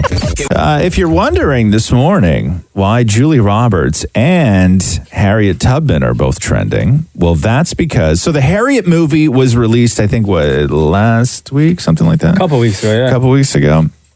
So Gregory Allen Howard is the guy who worked on the script, and he had been trying to get this movie made since 1994. Wow.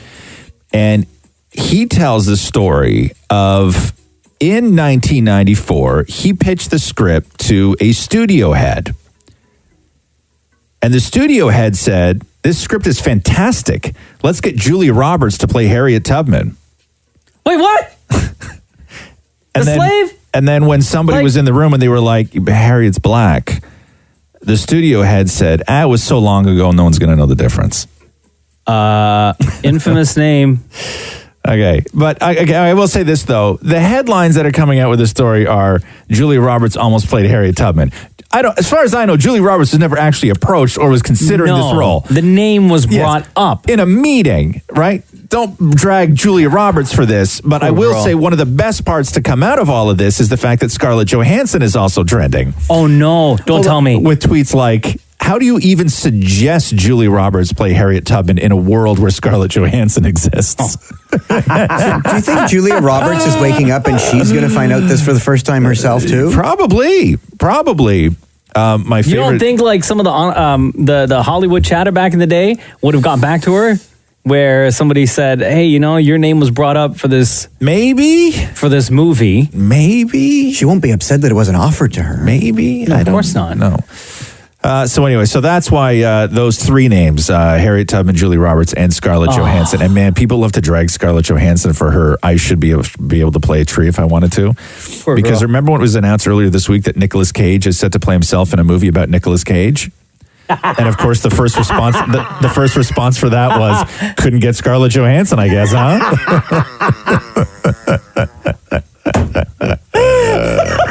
I love the internet. Man, people love to drag people. Fox TV has filed a trademark application for OK Boomer to do a TV show. They say that it would be a TV show that would feature reality, competition, comedy, and game shows. So I guess they're going to take millennials and put them head to head with boomers in some sort of task challenge thing. Like Big Brother type, or I guess Survivor, or like The Weakest Link, or Millionaire, or whatever. I don't even know. Fear Factor, survival type Bear Grylls, drink your own pee type disaster. Tug of war. But do you remember the last time? I was trying to think of when was the last time something as innocuous and as simple as the phrase "Okay, Boomer," somebody then took and ran with it and tried to turn it into a network television show. Because oftentimes when it gets to network TV shows, everything that made it somewhat cool or relevant or viral just gets sucked right out of it, and then nobody's interested. Oh, I was going to say, what about that Joe Schmo? No. You know what the last thing for me was, where it was an absolute disaster, where online the thing was really cool, and then it became uncool the day that... remember the I don't even know how the S word? How do you say that on the radio without saying the S word? Ish? Do you say that? Sure, yeah. Right? Remember Ish, my dad says? Wasn't it that? Was it Ish my dad says or Ish my grandfather says or No, I something remember like the that? original. But remember that Twitter feed? My girlfriend said. No. Yes. It was a Twitter You know what? feed. I do remember and that. it was about a guy whose old dad was like, I guess, like that boomer Yes. type, and he couldn't relate to anything, and he would just quote his father on Twitter early on Twitter. And it was a big hit on Twitter. A huge hit. And remember, they turned that into a TV show. You know, I don't even remember that. Yes. That's how because quickly... it lasted like 3 episodes. Oh, that's it. So anyway, OK Boomers headed to television. Kristen Bell received her star on the Hollywood Walk of Fame yesterday and had a fantastic speech to go along with it. This star will really only know its true value when inevitably someone is mugged in that very spot. And as they clutch their purse, the assailant screams, "Let it go!" And the victim will look up and say, "That's not even her song, you son of..." Oh my God. I guess there's now a Maurie Povich party game called You Are Not the Father. What? Hold on, what? You are not the father. NBC Universal has turned the show into a board game called You Are Not the Father. And no, it isn't a joke. It is available for pre-order on Amazon to be shipped by the end of the month. The specifics are a little vague, but they are calling it, quote, a hilarious party game which challenges players to prove their non-paternity through a series of outrageous accusations and laugh-out-loud arguments. You are not the father. Dear Santa, I know what I want for Christmas this year. So one of the things that made Joker cool, and one of the things that also made Joker frustrating, was that you knew that it was just a one-off, that it was a one-and-done film. And as I'm watching it, I just wanted more. But as it ended, there were so many unanswered questions and like mysteries, and everything was just up for interpretation, that I found it frustrating at first, but then I actually started to really appreciate that as a film, where you will never know the sort of truth behind what was told to you for 2 hours. Right. You have an idea based on previous knowledge of the Joker, but in this interpretation, you have no idea. No, if you just watch the movie, you have no clue. I think the movie was great. It was fantastic. So there's a sequel happening. Oh, come on, no! Yes. Really? Yeah, of course there is. I know. I mean, listen, $1 billion. So Todd Phillips is doing a sequel for the Joker. That's the story. They already had, because Warner's smart and everybody else knows this, Joaquin Phoenix already signed on for a follow-up because that's the sort of deals that they do with people.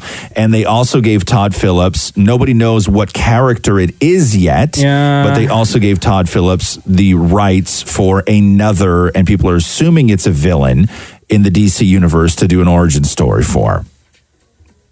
Well, okay, origin story. Yeah, so what other villain would you like to see an origin story for done well by Todd Phillips? Well, first of all, Penguin, no. Riddler, maybe, I don't know. The Riddler's too much like Joker, so no, I don't want to see anything by the Riddler. It would have to be like a supernatural... what's the one that killed Superman? Oh God, what's his name? Oh my God, I'm blanking. What about Lex Luthor? I guess, maybe. Yeah? You're not into that? I don't know. Anyway, so Joker, of course, crossed the $1 billion mark, and it's one of only a few DC comic book movies that have crossed the $1 billion mark. This one by far had the lowest budget. Aquaman did $1.15 billion. Dark Knight Rises did $1.08 billion. The Dark Knight did $1 billion. But they did Joker on a $60 million budget, and it made $1 billion. Doomsday, by the way, is a character I was thinking of. Yeah. Okay. So there's options there that you'd be okay with. All right. So Donald Trump yesterday, I don't know if you saw this, he toured an Apple computer factory in Texas. Okay. And then he tweeted, today I opened a major Apple manufacturing plant in Texas that will bring high-paying jobs back to America. The problem is that facility that he toured has been making Apple computers since 2013. Oh, and nobody corrected him. Oh no! In fact, when they decided to open that plant to start making the MacBook Pro, Tim Cook went like on primetime television in 2012 to make the announcement. Oh no! seven years too late, Donald. Yeah, so Trump toured a plant and they showed him a bunch of Apple products, and he's there thinking this is like the first day on the job for everyone. What a dummy. And nobody corrects him. So stupid. You know what I thought, honestly, that you were going to say? What's that? I thought you were going to say that he toured this Apple plant and he was like bigging it up, whatever. Yeah. But his tweet read, you know, at the bottom it shows you from which device? Yeah. It would have said like Twitter for Android. No, because I don't know. I think he still uses an iPhone, but I know that there was a while where presidents, regardless of what other technology was available, they had to use BlackBerry, because BlackBerry, there was something within the encoding and encryption of BlackBerry that made it more secure at the time than both Android and Apple. Didn't President Obama? No, yeah, I think it was Obama had a BlackBerry, yeah. And he refused to give it up because they wanted him to transfer to something else. I don't know what it was. So security questions when you sign up for websites. Yeah. Your bank, who knows? Like your bank, any account that you have anywhere. Like, what is your mother's maiden name? What is your mother's maiden name? Those dumb security questions, right? Yeah. What is your favorite car? What was your nickname in high school? So JetBlue, the airline, adds this one to the list. It's not what was your first concert or what's your favorite color. Okay. It's what's the name of your favorite child? Oh! You know for damn sure my mom's saying my name. What's the name of your favorite child? Uber apparently are now going to let riders have journeys that are audio recorded for safety. Let me read this to you. Uber will apparently start recording audio during rides in the U.S. as part of the Uber's plan for their recent safety push. The feature will let users opt in for trips and come with a warning that the journeys can be recorded. The company will pilot the feature first in Brazil and Mexico in December, and it'll share the recordings with law enforcement upon request. So normally requests like this have to come with some sort of court order, but they will just simply share the audio recordings with law enforcement just upon a simple request as far as an investigation goes. Would say, hey, I'm recording, FYI? No. Or I get into an Uber or you get into an Uber and say, hey, can you hit record? No, it's on your app. Oh, so it's on your app. And this is the thing, is that neither riders nor drivers will be able to actually listen to the recording. So what winds up happening is that if you opt in for the recording, it is then encrypted and stored at Uber. And then if you then file a complaint, you can then say, I opted in for the audio recording. Here's my complaint. Take a listen. And then base your judgments on that. So it's not like you get a copy of it or the driver can then say no. Next level. Next level. All right. Right? Listen, if it's for the safety of everybody involved. Yep. This is the most Coldplay thing I've ever, Coldplay? Oh, God. So apparently Coldplay will not be touring until concerts are environmentally beneficial. Get out of here. Is that not just the most Coldplay thing of all Coldplay things? Really? Yeah. And so after they made this announcement, so here's what Chris Martin said. He said, we're not touring this album. We're taking time over the next year or two to work on how our tour can not only be sustainable, but be actively beneficial. Our next tour will be the best possible version of a tour like that environmentally. We would be disappointed if it's not carbon neutral. And so Coldplay saying that they're not touring because concerts are not environmentally beneficial. The roasting that is happening on Twitter right now about this. Please tell me. Imagine there's a million different ways to accuse, to let Coldplay know that noise pollution is not the problem that the world needs to deal with. I was just going to say, please tell me everyone's saying noise pollution. Because that's the obvious right there. That's the obvious. So what are they going to do? Whisper all their songs? I know they're not touring. I know, but to help combat, to do their part. Yeah. What are you guys doing? Yeah. I don't know because they don't want us to come up with the answers? They don't want to get on planes. They don't want to run trucks. They don't want to do all this stuff. So what? They're going to walk city to city? That's why they're not doing it. I don't know how else you do this. I don't know. Unless you do you start Electric doing vehicles? shows on you start doing shows on YouTube? Yeah, maybe. I don't know. I don't know how you get around the sort of realities of you need 20,000 people to all get to one place to see you that you don't live. You all have to sort of get there. I don't know how you do that as carbon neutral. I don't know. Maybe there's a way. Maybe there's a way. I don't know. But then you're not seeing somebody live. You're just watching something. Well, then you show up at an arena and Coldplay, y'all going to have to whisper your songs. Yeah. I don't know. I don't know how that works. And now it's time for Ask Roz and Mocha. So these are the questions that we get from Instagram at Kiss925, and we'll try to get through as many as we can right now. And first, we're going to talk to Rachel because her question this week is, oh man, we couldn't pass this one up. What's up, Rachel? Hey, how's it going? Good. How are you? Good, thanks. Okay, welcome to the Roz and Mocha Show podcast. What's the question that you put in our comment section on Instagram? I'm curious to know if you were to tie a string to Maury's big toe, what's the heaviest object he could lift? Interesting. Wow. Planning this has been a logistical nightmare because the problem with this, no, it's a brilliant question, and I too want to find out. But how do you judge when somebody is lifting something with their toe or if they're just lifting it with their leg? Because if we tied string to Maury's foot and then he just lifted it up, he's not actually lifting with his toe. No, you're using your entire leg. Right. So I think right now what I'm doing with my foot is I just took my foot out of my shoe. Right. And I'm just doing the motion of clenching my toes and then releasing. Clench and release. So I assume that's what Rachel means when she says, hey, what's the heaviest thing that you can lift? Can I answer just quickly? Yes. Because there are times where you're on the couch and you're super lazy on a Sunday and the remote is way over there. I'll lift the remote with my toes, scrunch it around and just bring it to myself. So I know that I can bring a remote from one end of the couch to the other with my feet. Right. Okay. Yeah, fair enough. Right. So what we're going to do today, and you let me know if this is okay, all right? Because this was the best that we could do. So what we're going to do is we have a bucket. Okay. Like a water bucket. A metal bucket. And then on the bucket, we have a little tiny piece of rope and then a grip. So Maury can put his toes around this grip. And what we're going to do is we're going to start loading this bucket full of things, and we have a scale that we're going to weigh everything ahead of time. Oh, okay. So we'll know, we won't be able to know which object necessarily is the heaviest, but we're going to keep loading up this bucket, and Maury's just going to keep trying lifting a heavier bucket until we know what his max weight is. Is that okay with you? Yeah, that makes sense. Okay. But so what can you believe items- how much thought we put into this?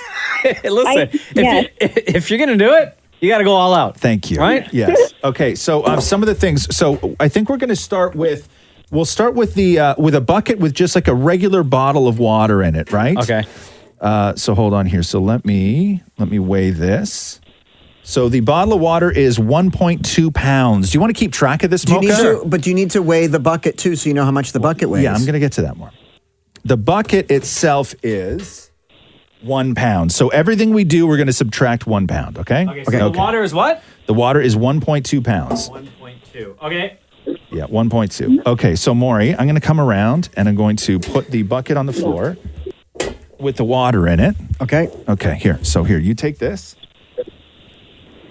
So Maury now has the bucket in front of him, and he's going to grip with the little handle. Yeah, you got to sit. No, can't go between your toes, Maury. No. You have to curl your toes around it. Like you're picking, as if you're, look at me, as if you're grabbing this marker with your hand and you're gripping it like that. Yeah. Wow. Okay. Well, first of all, Maury has these weird, tiny little toes that I don't even know if he can wrap it around. Okay, he's gonna give it a one shot here. Okay, go. Okay, so fail. Hold on. I was really hoping that this was gonna work here. Hold on. I'm not even. Okay. Is this just failing right off the hop? Yeah. Well, no. Does that surprise you? No, it doesn't. Okay. There you go, Maury. Okay, Maury's going to try and attempt now. Oh, Maury, are you having a hard time gripping it more? Is that the deal? Yeah. Why is it so difficult for his toe? You should see his toes, Mocha. It is the weirdest thing, man. No, I'm good. You're going between your toes, man. No, you can't do that. And you're lifting your leg. Okay, so... Bro, okay, so like, hold honestly? on. Okay, here we go. Okay, Maury, now lift. Okay, go. Here's attempt number 1. Okay, there. Okay, so he's got a water bottle in there now. Now we'll let you choose, okay? Do you want want me to insert a can of San Pellegrino? Or do you want me to do a full thing of squeeze bottle ketchup? Or a large bottle of Listerine? Or my shoe? Definitely the Listerine. Definitely the Listerine. Okay. How Ready? much, how much does the Listerine weigh? Listerine weighs... how is a Listerine? Oh, Listerine is also 1.2 pounds. Oh, really? The same as a bottle of water? Is it 500 mil? What's the bottle of water here? 500 mil. There we go. Well, Okay. I think we've also learned something here is that 500 mils is always the same amount of weight. Not if it's in a metal can. Oh. Okay, more so. You know what I said mean? that all nonchalantly. Like, it's not always the same weight. It's depending on what you. Okay, Maury, so he's going back again. So he's going to hook it around his toe. And on the count of 3 more, you're going to attempt to lift. So ready? 1, 2, 3, lift. Oh, his toes are hanging onto that little thing. I don't know. It looks like he's lifting his leg a little bit. He is, but his toe is holding it. Like but his that's toes okay, though, are because holding it's not it. wrapped around my toe. Okay, Maury, I'm just going to go ahead and throw the ketchup right in there, okay? Wait, so first of all, what's the weight? The weight of the ketchup is... Oh, shit. The weight of the ketchup is... 1.5. 1.4 pounds. Okay. Okay, Maury, move your toes. So we are currently at 3.8 pounds. Okay, ready? And... There we go. Oh. Ketchup. Okay. Whatever, man. I ain't got time for this. Okay, I'm just going to start throwing stuff in the damn bucket. Okay, so Maury. Okay. Are you ready? Yeah. Go. Lift. Okay, he's lifting. It's ripping my... Okay, he got it. Okay. He got it. Yeah. Throw in my shoe. Hold on. No, Maury, stop with the shoe. What is it with you and your shoes? Okay, we're going to go now with 2 cans of San Pellegrino. Ooh, okay. 2 cans of San Pellegrino is 1.6 pounds. 2 Wait, cans of two- San... 2 cans. Is 1.6? Yeah, 2 cans, 1.6 pounds. There we go. So I think we're at 5.4 pounds now. Okay, 2 cans of San Pel. Go ahead, Maury. No, I don't think he can do it. Hold on, give him one more shot. He's giving one more shot. And when you do it, it's like weightlifting, right? More like you have to hold it up there for like 5 seconds. Come on, Maury, you got this. It really hurts.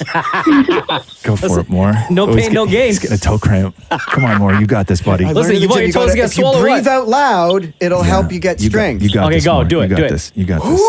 Ready? 1, In 1, 2, 3, go! That Okay. was up, yo. All right, more ketchup. Another one? Okay, there you go. Boy. Okay, we just added another ketchup. So another 1.4 pounds. Yeah, another 1.4 pounds. Okay, so Maury, on the count of 3, you're going to lift, and then you have to hold it for 5. Ready? In 3, 2, 1, lift. Maury's woo face is like the weirdest thing, man. Okay, and go. No. The room is silent. Go. Oh, Jesus.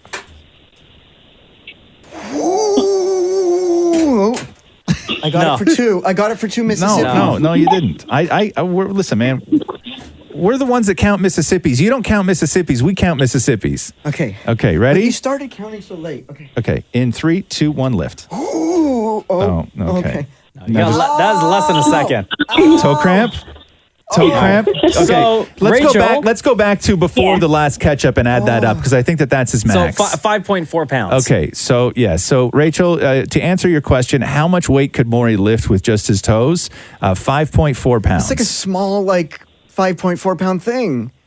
Although she said in her question, what's the heaviest object? Right. So okay, the heaviest object would be a bucket full of A water bottle, a Listerine bottle, a ketchup bottle, and 1 can of San Pellegrino. No, 2 cans of San Pellegrino, Sorry. 1 can of ketchup. 2 cans of San Pellegrino. Sorry, Maury. But did I do something? No, Maury, honestly, you should be proud of nothing. Thanks, Rachel. Love you. Thank you. Bye. Bye, love.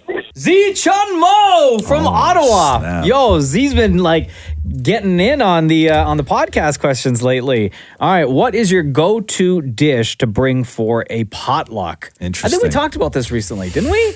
Yeah, because I had to make food for a potluck. What'd you bring? Roxy's Christmas potluck. See, for me, everybody, like, we had this argument because they usually at schools divide things up where this group is bringing appetizers. Yeah. This group is bringing salads. This group is bringing mains. This group is bringing desserts. Which I think is smart. We had an argument of what is a main. Oh, boy. Because this is where Catherine and I differ on what is a main. Okay. Because so tell me what you said is a main and what Catherine suggested. Okay, so Catherine suggested making a salad. And Roxy and I were like, no, salad is an appetizer. Salad's not a main. Right. And she goes, but people have salad for dinner all the time. And I go, yes, but that is an appetizer. My thing was, I'm like, we need to do meatballs. Can I tell you on my computer right now, because I made a note? Yeah. Meatballs with tomato sauce. Meatballs with tomato sauce. And that's what I do for potluck because they're Yeah. always a hit. For sure. Right? And you toast up some little breads and everything else. Like that's always a hit. But a salad, if you get tasked with bringing a main to a potluck, a salad is not a main. No, because traditionally, a salad is meant to be eaten Appetizer, before your main. So when you divide people up, appetizers, mains, desserts, Yeah, right? Your girlfriend's wrong. Thank you. So I always do meatballs. Meatballs is my go-to. Same. For a potluck. More? Green beans. Green beans? Yeah, it's always green beans. You cut off either end, put it in a thing, and away you go. What do you mean you put it in a thing? That is... Okay, go through the process. Hold So on. after you cut off hold on. I'm going to go to like fooddelish.com or whatever it is. And I'm going to be like, okay, you cut off the ends, put it in a thing, and there you go. Yeah. Okay. So go through the process. You cut off the ends. Like either end, so the stems, and then you just put it in some sort of Tupperware tray. Done. And you can Wait, bring raw beans? Raw beans, yeah. Like crunchy beans? Yeah. With nothing else? No, that's all. And then you bring some tongs and people Hold can on. help No, themselves. wait. You don't cook the beans. No. Why? I don't know That's why. so lazy. Yeah. And disgusting. Yeah. Green beans. Do you eat that at home? Yes. No, as a you snack. don't. 1,000%. So if you Except went, I don't cut off the ends. I just if you went to take a them. potluck, you would just take green beans out of a bag, cut off the ends, and just put them on a plate? Yes. See, you know what? When's the last time you went to a potluck? We did a potluck for Passover. Every year Passover is a potluck. And you brought that to Passover? 3 years in on a row. On a religious holiday, you brought that? 3 years in a row. You're And going to it's hell. a hit. You're going to hell. Jews Yeah, love- right. please. Jews love green beans. It's a hit. You're such a liar. Such a liar. Right. Nobody goes, Man. Can I tell you, green these beans? raw green beans. Green beans with potato kugel? Yeah, okay, but did you bring the potato kugel? No, because that was someone else's responsibility. Oh my God. Nobody wants that at a potluck. Yeah. Nobody wants your raw green beans at a Then potluck. tell Auntie man. Susie because Do she you was do you like, season them with anything? No. Or no. Oh my God. That's disgusting. Is there a possibility though that Maury comes from a long line of people with terrible taste?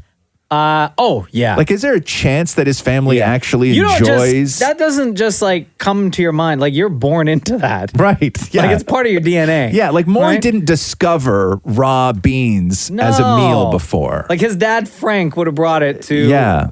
a party back in the day. And before Frank, it was his dad and Right. his dad before him. yeah, his one dad of my before him. dad's singles parties. If we were in the car and we were driving to the potluck and I got busy and Catherine said that she was going to take care of what we were going to bring. If we were in the car and I was like, "Oh, babes, what did you wind up getting for the potluck?"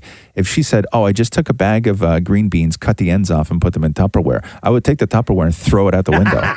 And I would show up empty-handed and deal and with someone that. would find that on the edge of the road and go, "Oh my God, glorious I would day." deal with the humiliation of showing up empty-handed to a potluck. Maybe not doesn't follow the traditional rules of a potluck, Yeah. but always a hit. There's a guy I know, Perry. Mm-hmm. Anytime there was a potluck, he always killed it because he would bring a bucket of fried chicken. Yeah. Yeah. He'd go to KFC Absolutely. or Popeye somewhere, Yeah. and he would just bring a big, massive bucket of chicken. Oh, do you know what goes really well with a bucket pause for of 1 chicken? second. Pause for 1 second. What did I tell you to do in the summer when you had to go to a potluck? Oh, order pizza. Right. Yeah, but So when you get there, everybody brings all their garbage in Tupperware, and when you show up, you pick up your phone, you call, you order 3 large pies, and when they show up, that's all anybody wants. Not only that, I ordered the plant-based pizzas and tricked all the kids saying that it was meat. Again, huge hit. No. See, you're the worst. Because my dad pulled me aside going, that is genius. You're the worst. You're the All right. worst. Next question. Daylene writes this. Can you place a time where now looking back, you wish you had done more to either help someone or to avoid something? No.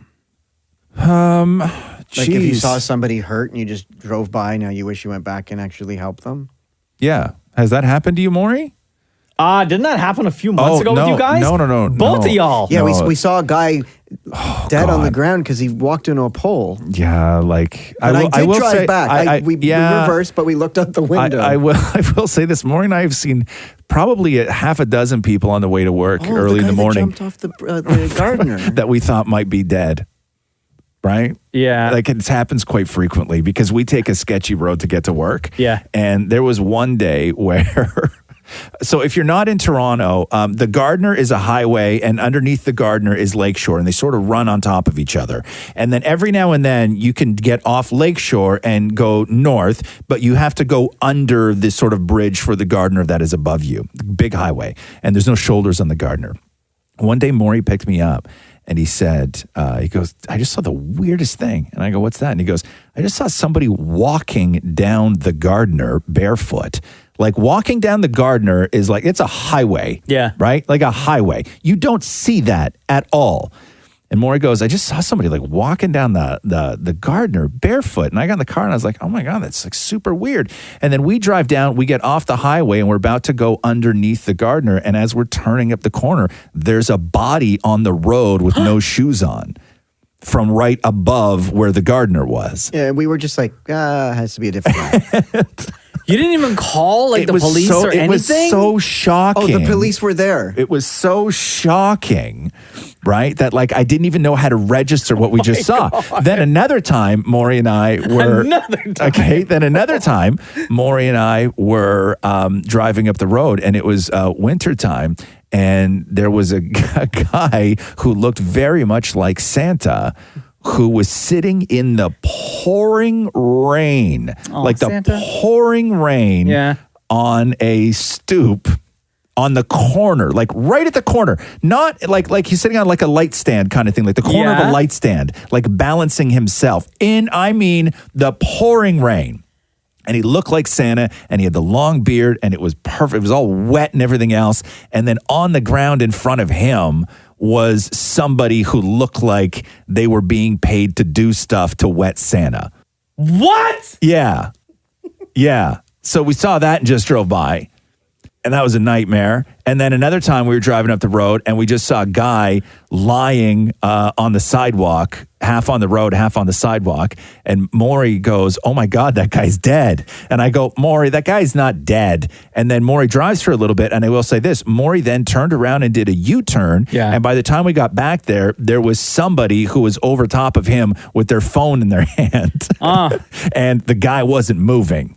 So did you stay? Right. Oh, but do you not remember I No, said and we then- did a good deed today? Yeah, and then Maury goes, we did a good deed today. And I went, what, almost stopping to help somebody? Make a U-turn? Make a U-turn? And then you get there and you're like, oh no, they've got it. They don't need any help. We done good. God. And then, oh God, we see some crazy stuff on the way to work, man. We really do. Like, I think maybe we've seen 3 dead bodies on the way to work. For real. Like, honestly. You don't need to take a new route to work. I know. I'm trying to think. I don't know. To help someone or to avoid something. You helped me with my tires. Oh, yeah. Maury, if you don't know the story, Damnit Maurie doesn't know how to change a tire on his car. Right. And there was one day. I mean, this isn't something people need to know. You just brought it up. No, I mean, Like- you don't need to know how to change tires. Oh. I think it was like 2 or 3 years ago. We left the building and I had an appointment, so I was on my way, and Maury called me crying. Mocha, I don't know what to do. Mocha, you gotta help me. I'm like, bro, listen, man, I got an appointment I gotta be at, right? Yeah. And I said, what's wrong, buddy? And he goes, my tire is flat. And I can't, and no one's gonna help me. Why is that your Maury? Because his mouth is full of green beans, more. Let the man tell the story. Yeah, thanks for bringing it to the potluck. The podcast potluck. He's crying, and you have stuff to do. And at what point do you realize that maybe you should help? Because he then said, well, he was like, I am standing on the corner alone? He goes, I'm standing on the corner and no one's helping me, and I'm asked and I don't know what to do. And I'm like, bro, call a tow truck, right?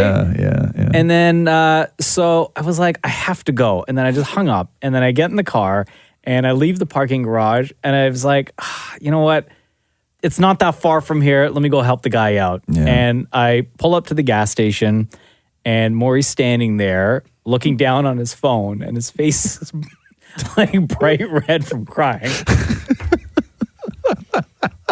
Mind you, like, this is just a few years ago. Yeah. And then you were like late 30s when you cried over a flat tire. So I get out of the car and I'm like, all right, Maury, where's the spare tire? I'm going to teach you how to change a tire. Yeah. Maury had no idea where the tire was. Did you even know that you had a spare in the car? No, that was a miracle. I asked him where the car jack was, and he said, what's that? So we popped the trunk, and for some strange reason, in the trunk of Maury's car, he had like 6 umbrellas. He had like 4 short sleeve flat shirts. Is that like your bug out kit? Like in case you need to leave? Like spur the moment? Matthew says if God forbid the car dies on the side of a highway, we have to stay warm. There were like a box of CDs and DVDs and like 3 snow brushes. Yeah. Right? So we take all the crap out. Oh, and then like a box of latex gloves.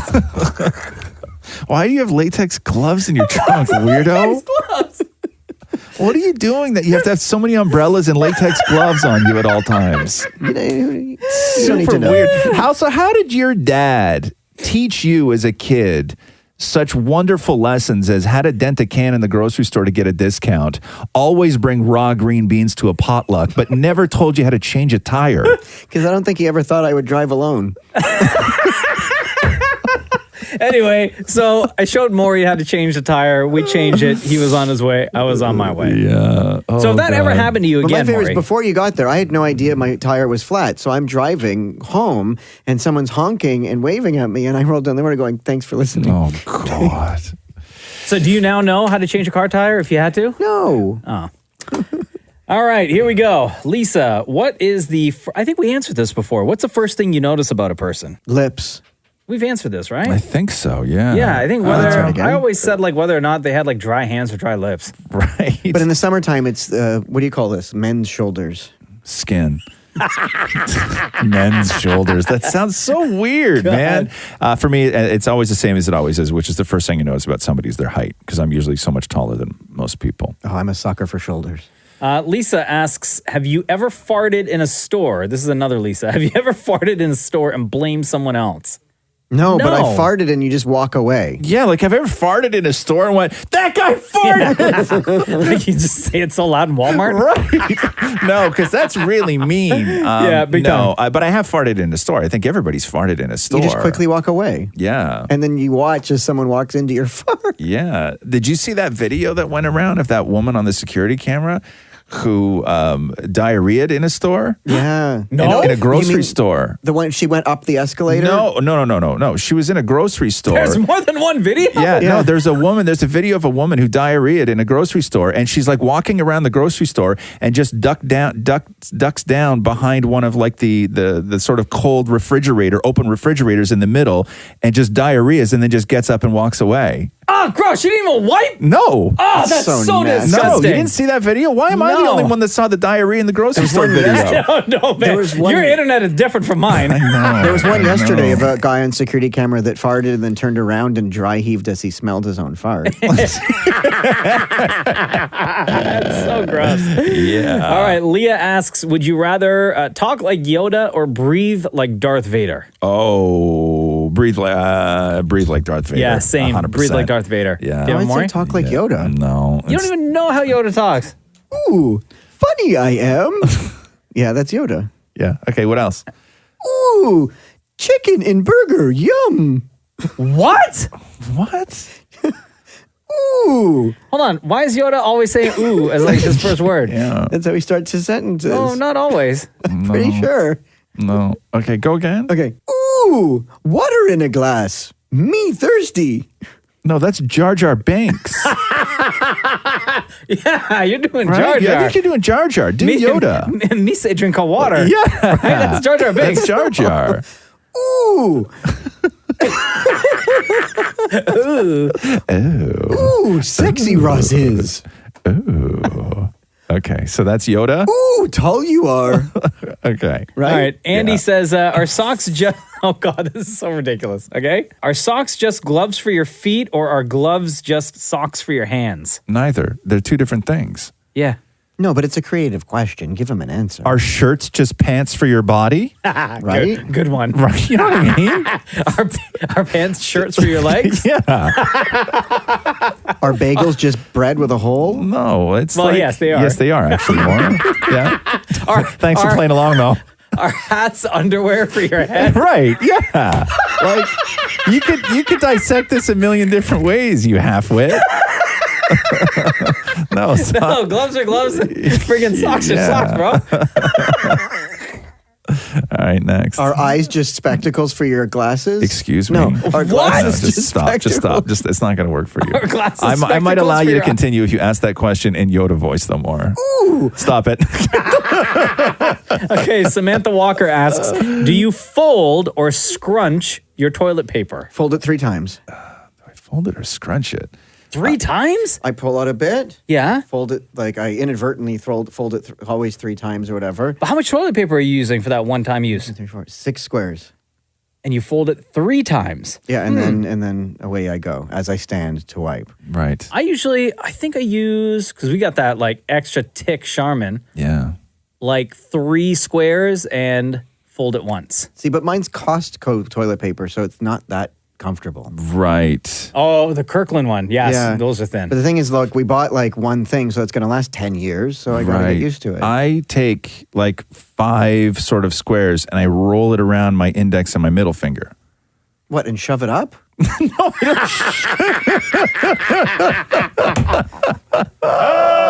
I'm kidding. I don't do that. I fold. I think everybody folds. I think the problem with balling is that I could understand balling if you didn't want to wipe, but you wanted to dab, right? Yeah, but who wants to do that? I don't think anybody dabs. You wipe. You wipe. Right? Always, yeah. You can't wipe with a balled up bunch of toilet paper. You have to wipe with something smooth. It's got to be smooth surface to smooth surface. Now, if you ask me if I were to dab myself clean, then I would for sure ball it up. Right. And how small of a ball are we talking? Because you can ball up 5 squares of toilet paper pretty small. Oh, yeah. Right? Like marble size, and then you just roll it around back there and just let it pick up stuff like a tumbleweed. Okay, here, fantastic follow-up question to that. Good, yeah. What's something, this is from Patrick, what's something you know you should clean more but don't? Oh. He says, for me, it's my wallet. Oh, okay. So other things other than on our bodies. Yeah. Oh, okay. Something you should clean more but you don't. Something that I should clean more, but I don't. Oh, very easily for me, which is like the clothes that I do yard work in. Yeah. Yeah. I put those jeans on in the beginning of May and they go in the laundry the end of September. Oh, they don't get washed like all summer? No. That's disgusting. Yeah. That's gross. Yeah. Damnit Maurie. I guess inside my car or under my desk where my boogers are. Oh. Where at work? No. At home? You put boogers under your desk at in your home? own home? You're a savage, man. That's gross, You're dude. like a Does savage. Matthew know? No. What do you think he would say if he ever found Well, out? he hates that I put them on my pajamas. Don't you put them? What was that story you told one time where you hide your boogers in the waistband of your underpants, right? when you need a place to put a booger, you tuck it in. That's so gross. Like Okay, so he knows about the boogers on your underwear. He doesn't know about the boogers under the desk. No, but then the thing is, it dries, so then you could just wipe it off. Right. Maury treats a booger like it's a handgun. You know what I mean? It goes like right in the waistband. That's so gross, dude. Should we call him and tell him? No, Your it's 9:30. He's busy. Oh, here we go. No, you don't need to do that. Are you sure? Yeah, no, it's good. Oh, okay. He has a very important meeting today. He has to do a presentation. Okay. Okay. I don't know. For me, I would say my car for sure. Yeah. Messy always. Ugh. And like the freezer? No. That's a good one though, Maury, because I should clean my freezer out way more than I do. have like old ass hot dogs. I have like how things. There's things in the back of the freezer that are just white, and I don't know what they are. I don't know what they look like when they started. Well, they're now freezer burn. Yeah, excuse me. Yeah, I know, but I have no idea what they used to be because it's just a Ziploc bag with something white in it. Oh, yeah. You should probably just get rid of that stuff. Yeah. All that fish you cook. Let me see. Yeah, I would just have to say my car. Yeah. And finally, this is a question that you're going to be really into, Roz. Okay. From Stephanie Lewis. Okay. Thank you for your question, by the way. Let's say ghosts were real. Would you want to become one when you pass or no? Well, they are real. Let's say ghosts are real. Would you want to become one when you pass or no? It's not your decision, What's the though. alternative though? You're just gone. But the Just nothing. all ghosts I assume. are people that didn't find their way out. Well, of course I would. Like if I died, like if I got run over by a Dickie D, I would like, you know what I mean? Like I don't want to be robbed of my, of a life. So if I had the chance to come back as anything, I think you have to say yes. To come back as a ghost? Anything. I think that do if what, somebody, though? Like, what would you do? Like to terrorize or just to like hang out? And what am I allowed to do? Like, am I allowed to just like live a ghost life Wouldn't and you have a want ghost those girlfriend? Follow around Catherine to see how quickly she moves on? No, I mean, I'd hope what, that, like scare her new boyfriend or something? Yeah. No, I don't know. Would I haunt people? Yeah, I think I would because there's some people that I think deserve to be haunted. Yeah, I would definitely come back as a ghost strictly Like, give me to the be able to option. haunt people. Like, Roz, and you would to hang scare out at the people. cottage or whatever just so that the people that bought the cottage after you died couldn't enjoy it. Why would somebody buy my cottage after I died? Well, Catherine's moving on with another boyfriend and she doesn't need the cottage. Why not? Well, because he has a cottage. Well, why can't they just have two cottages? Like, yeah. Well, because And I'm then sure the- his cottage is like, glorious and Right. they want to live there. Who's Catherine's new boyfriend? Like, close your eyes. What does he look like? Oh, wow. Okay. Nice shoulders. Yeah, nice shoulders he has. He's a bean farmer. All right. There we go. We've tied everything in together there. You know what the sucky thing, though, about being a ghost is? Yeah. Tell us from all Thanks, your Maury. experience. Yeah. Is that you are stuck wearing whatever it is that you wore when you died. Right. Like, it's like if you died in horrible lawn clothing, that's what you're going to be wearing in your ghost days. Yeah, that's fine. Oh, no, but that's perfect, though, for a Yeah. ghost. Are you kidding me? Yeah. That's and fantastic. If you died in your underwear, you're ghosting in your underwear. Yeah, that's fine. That's fine. I would have no problem with that. As long as I don't get cold, I would have no problem haunting in my underpants. Ghosts don't feel cold. No, I would. Then I'm haunting you in my underpants, man. Right? You know what I mean? Every week, you'll see us post on Instagram at Kiss925, Ask Roz and Mocha. That's where we get these ridiculous, creative, and hilarious questions from. So feel free to load up the comment section, and we'll catch you on the next podcast. Thanks for listening to the Roz and Mocha Show podcast. Powered by Air Transat. Catch the guys live Weekday mornings from 6 to 10. on Kiss 92.5 Kiss925.com. or download the Kiss 92.5 app.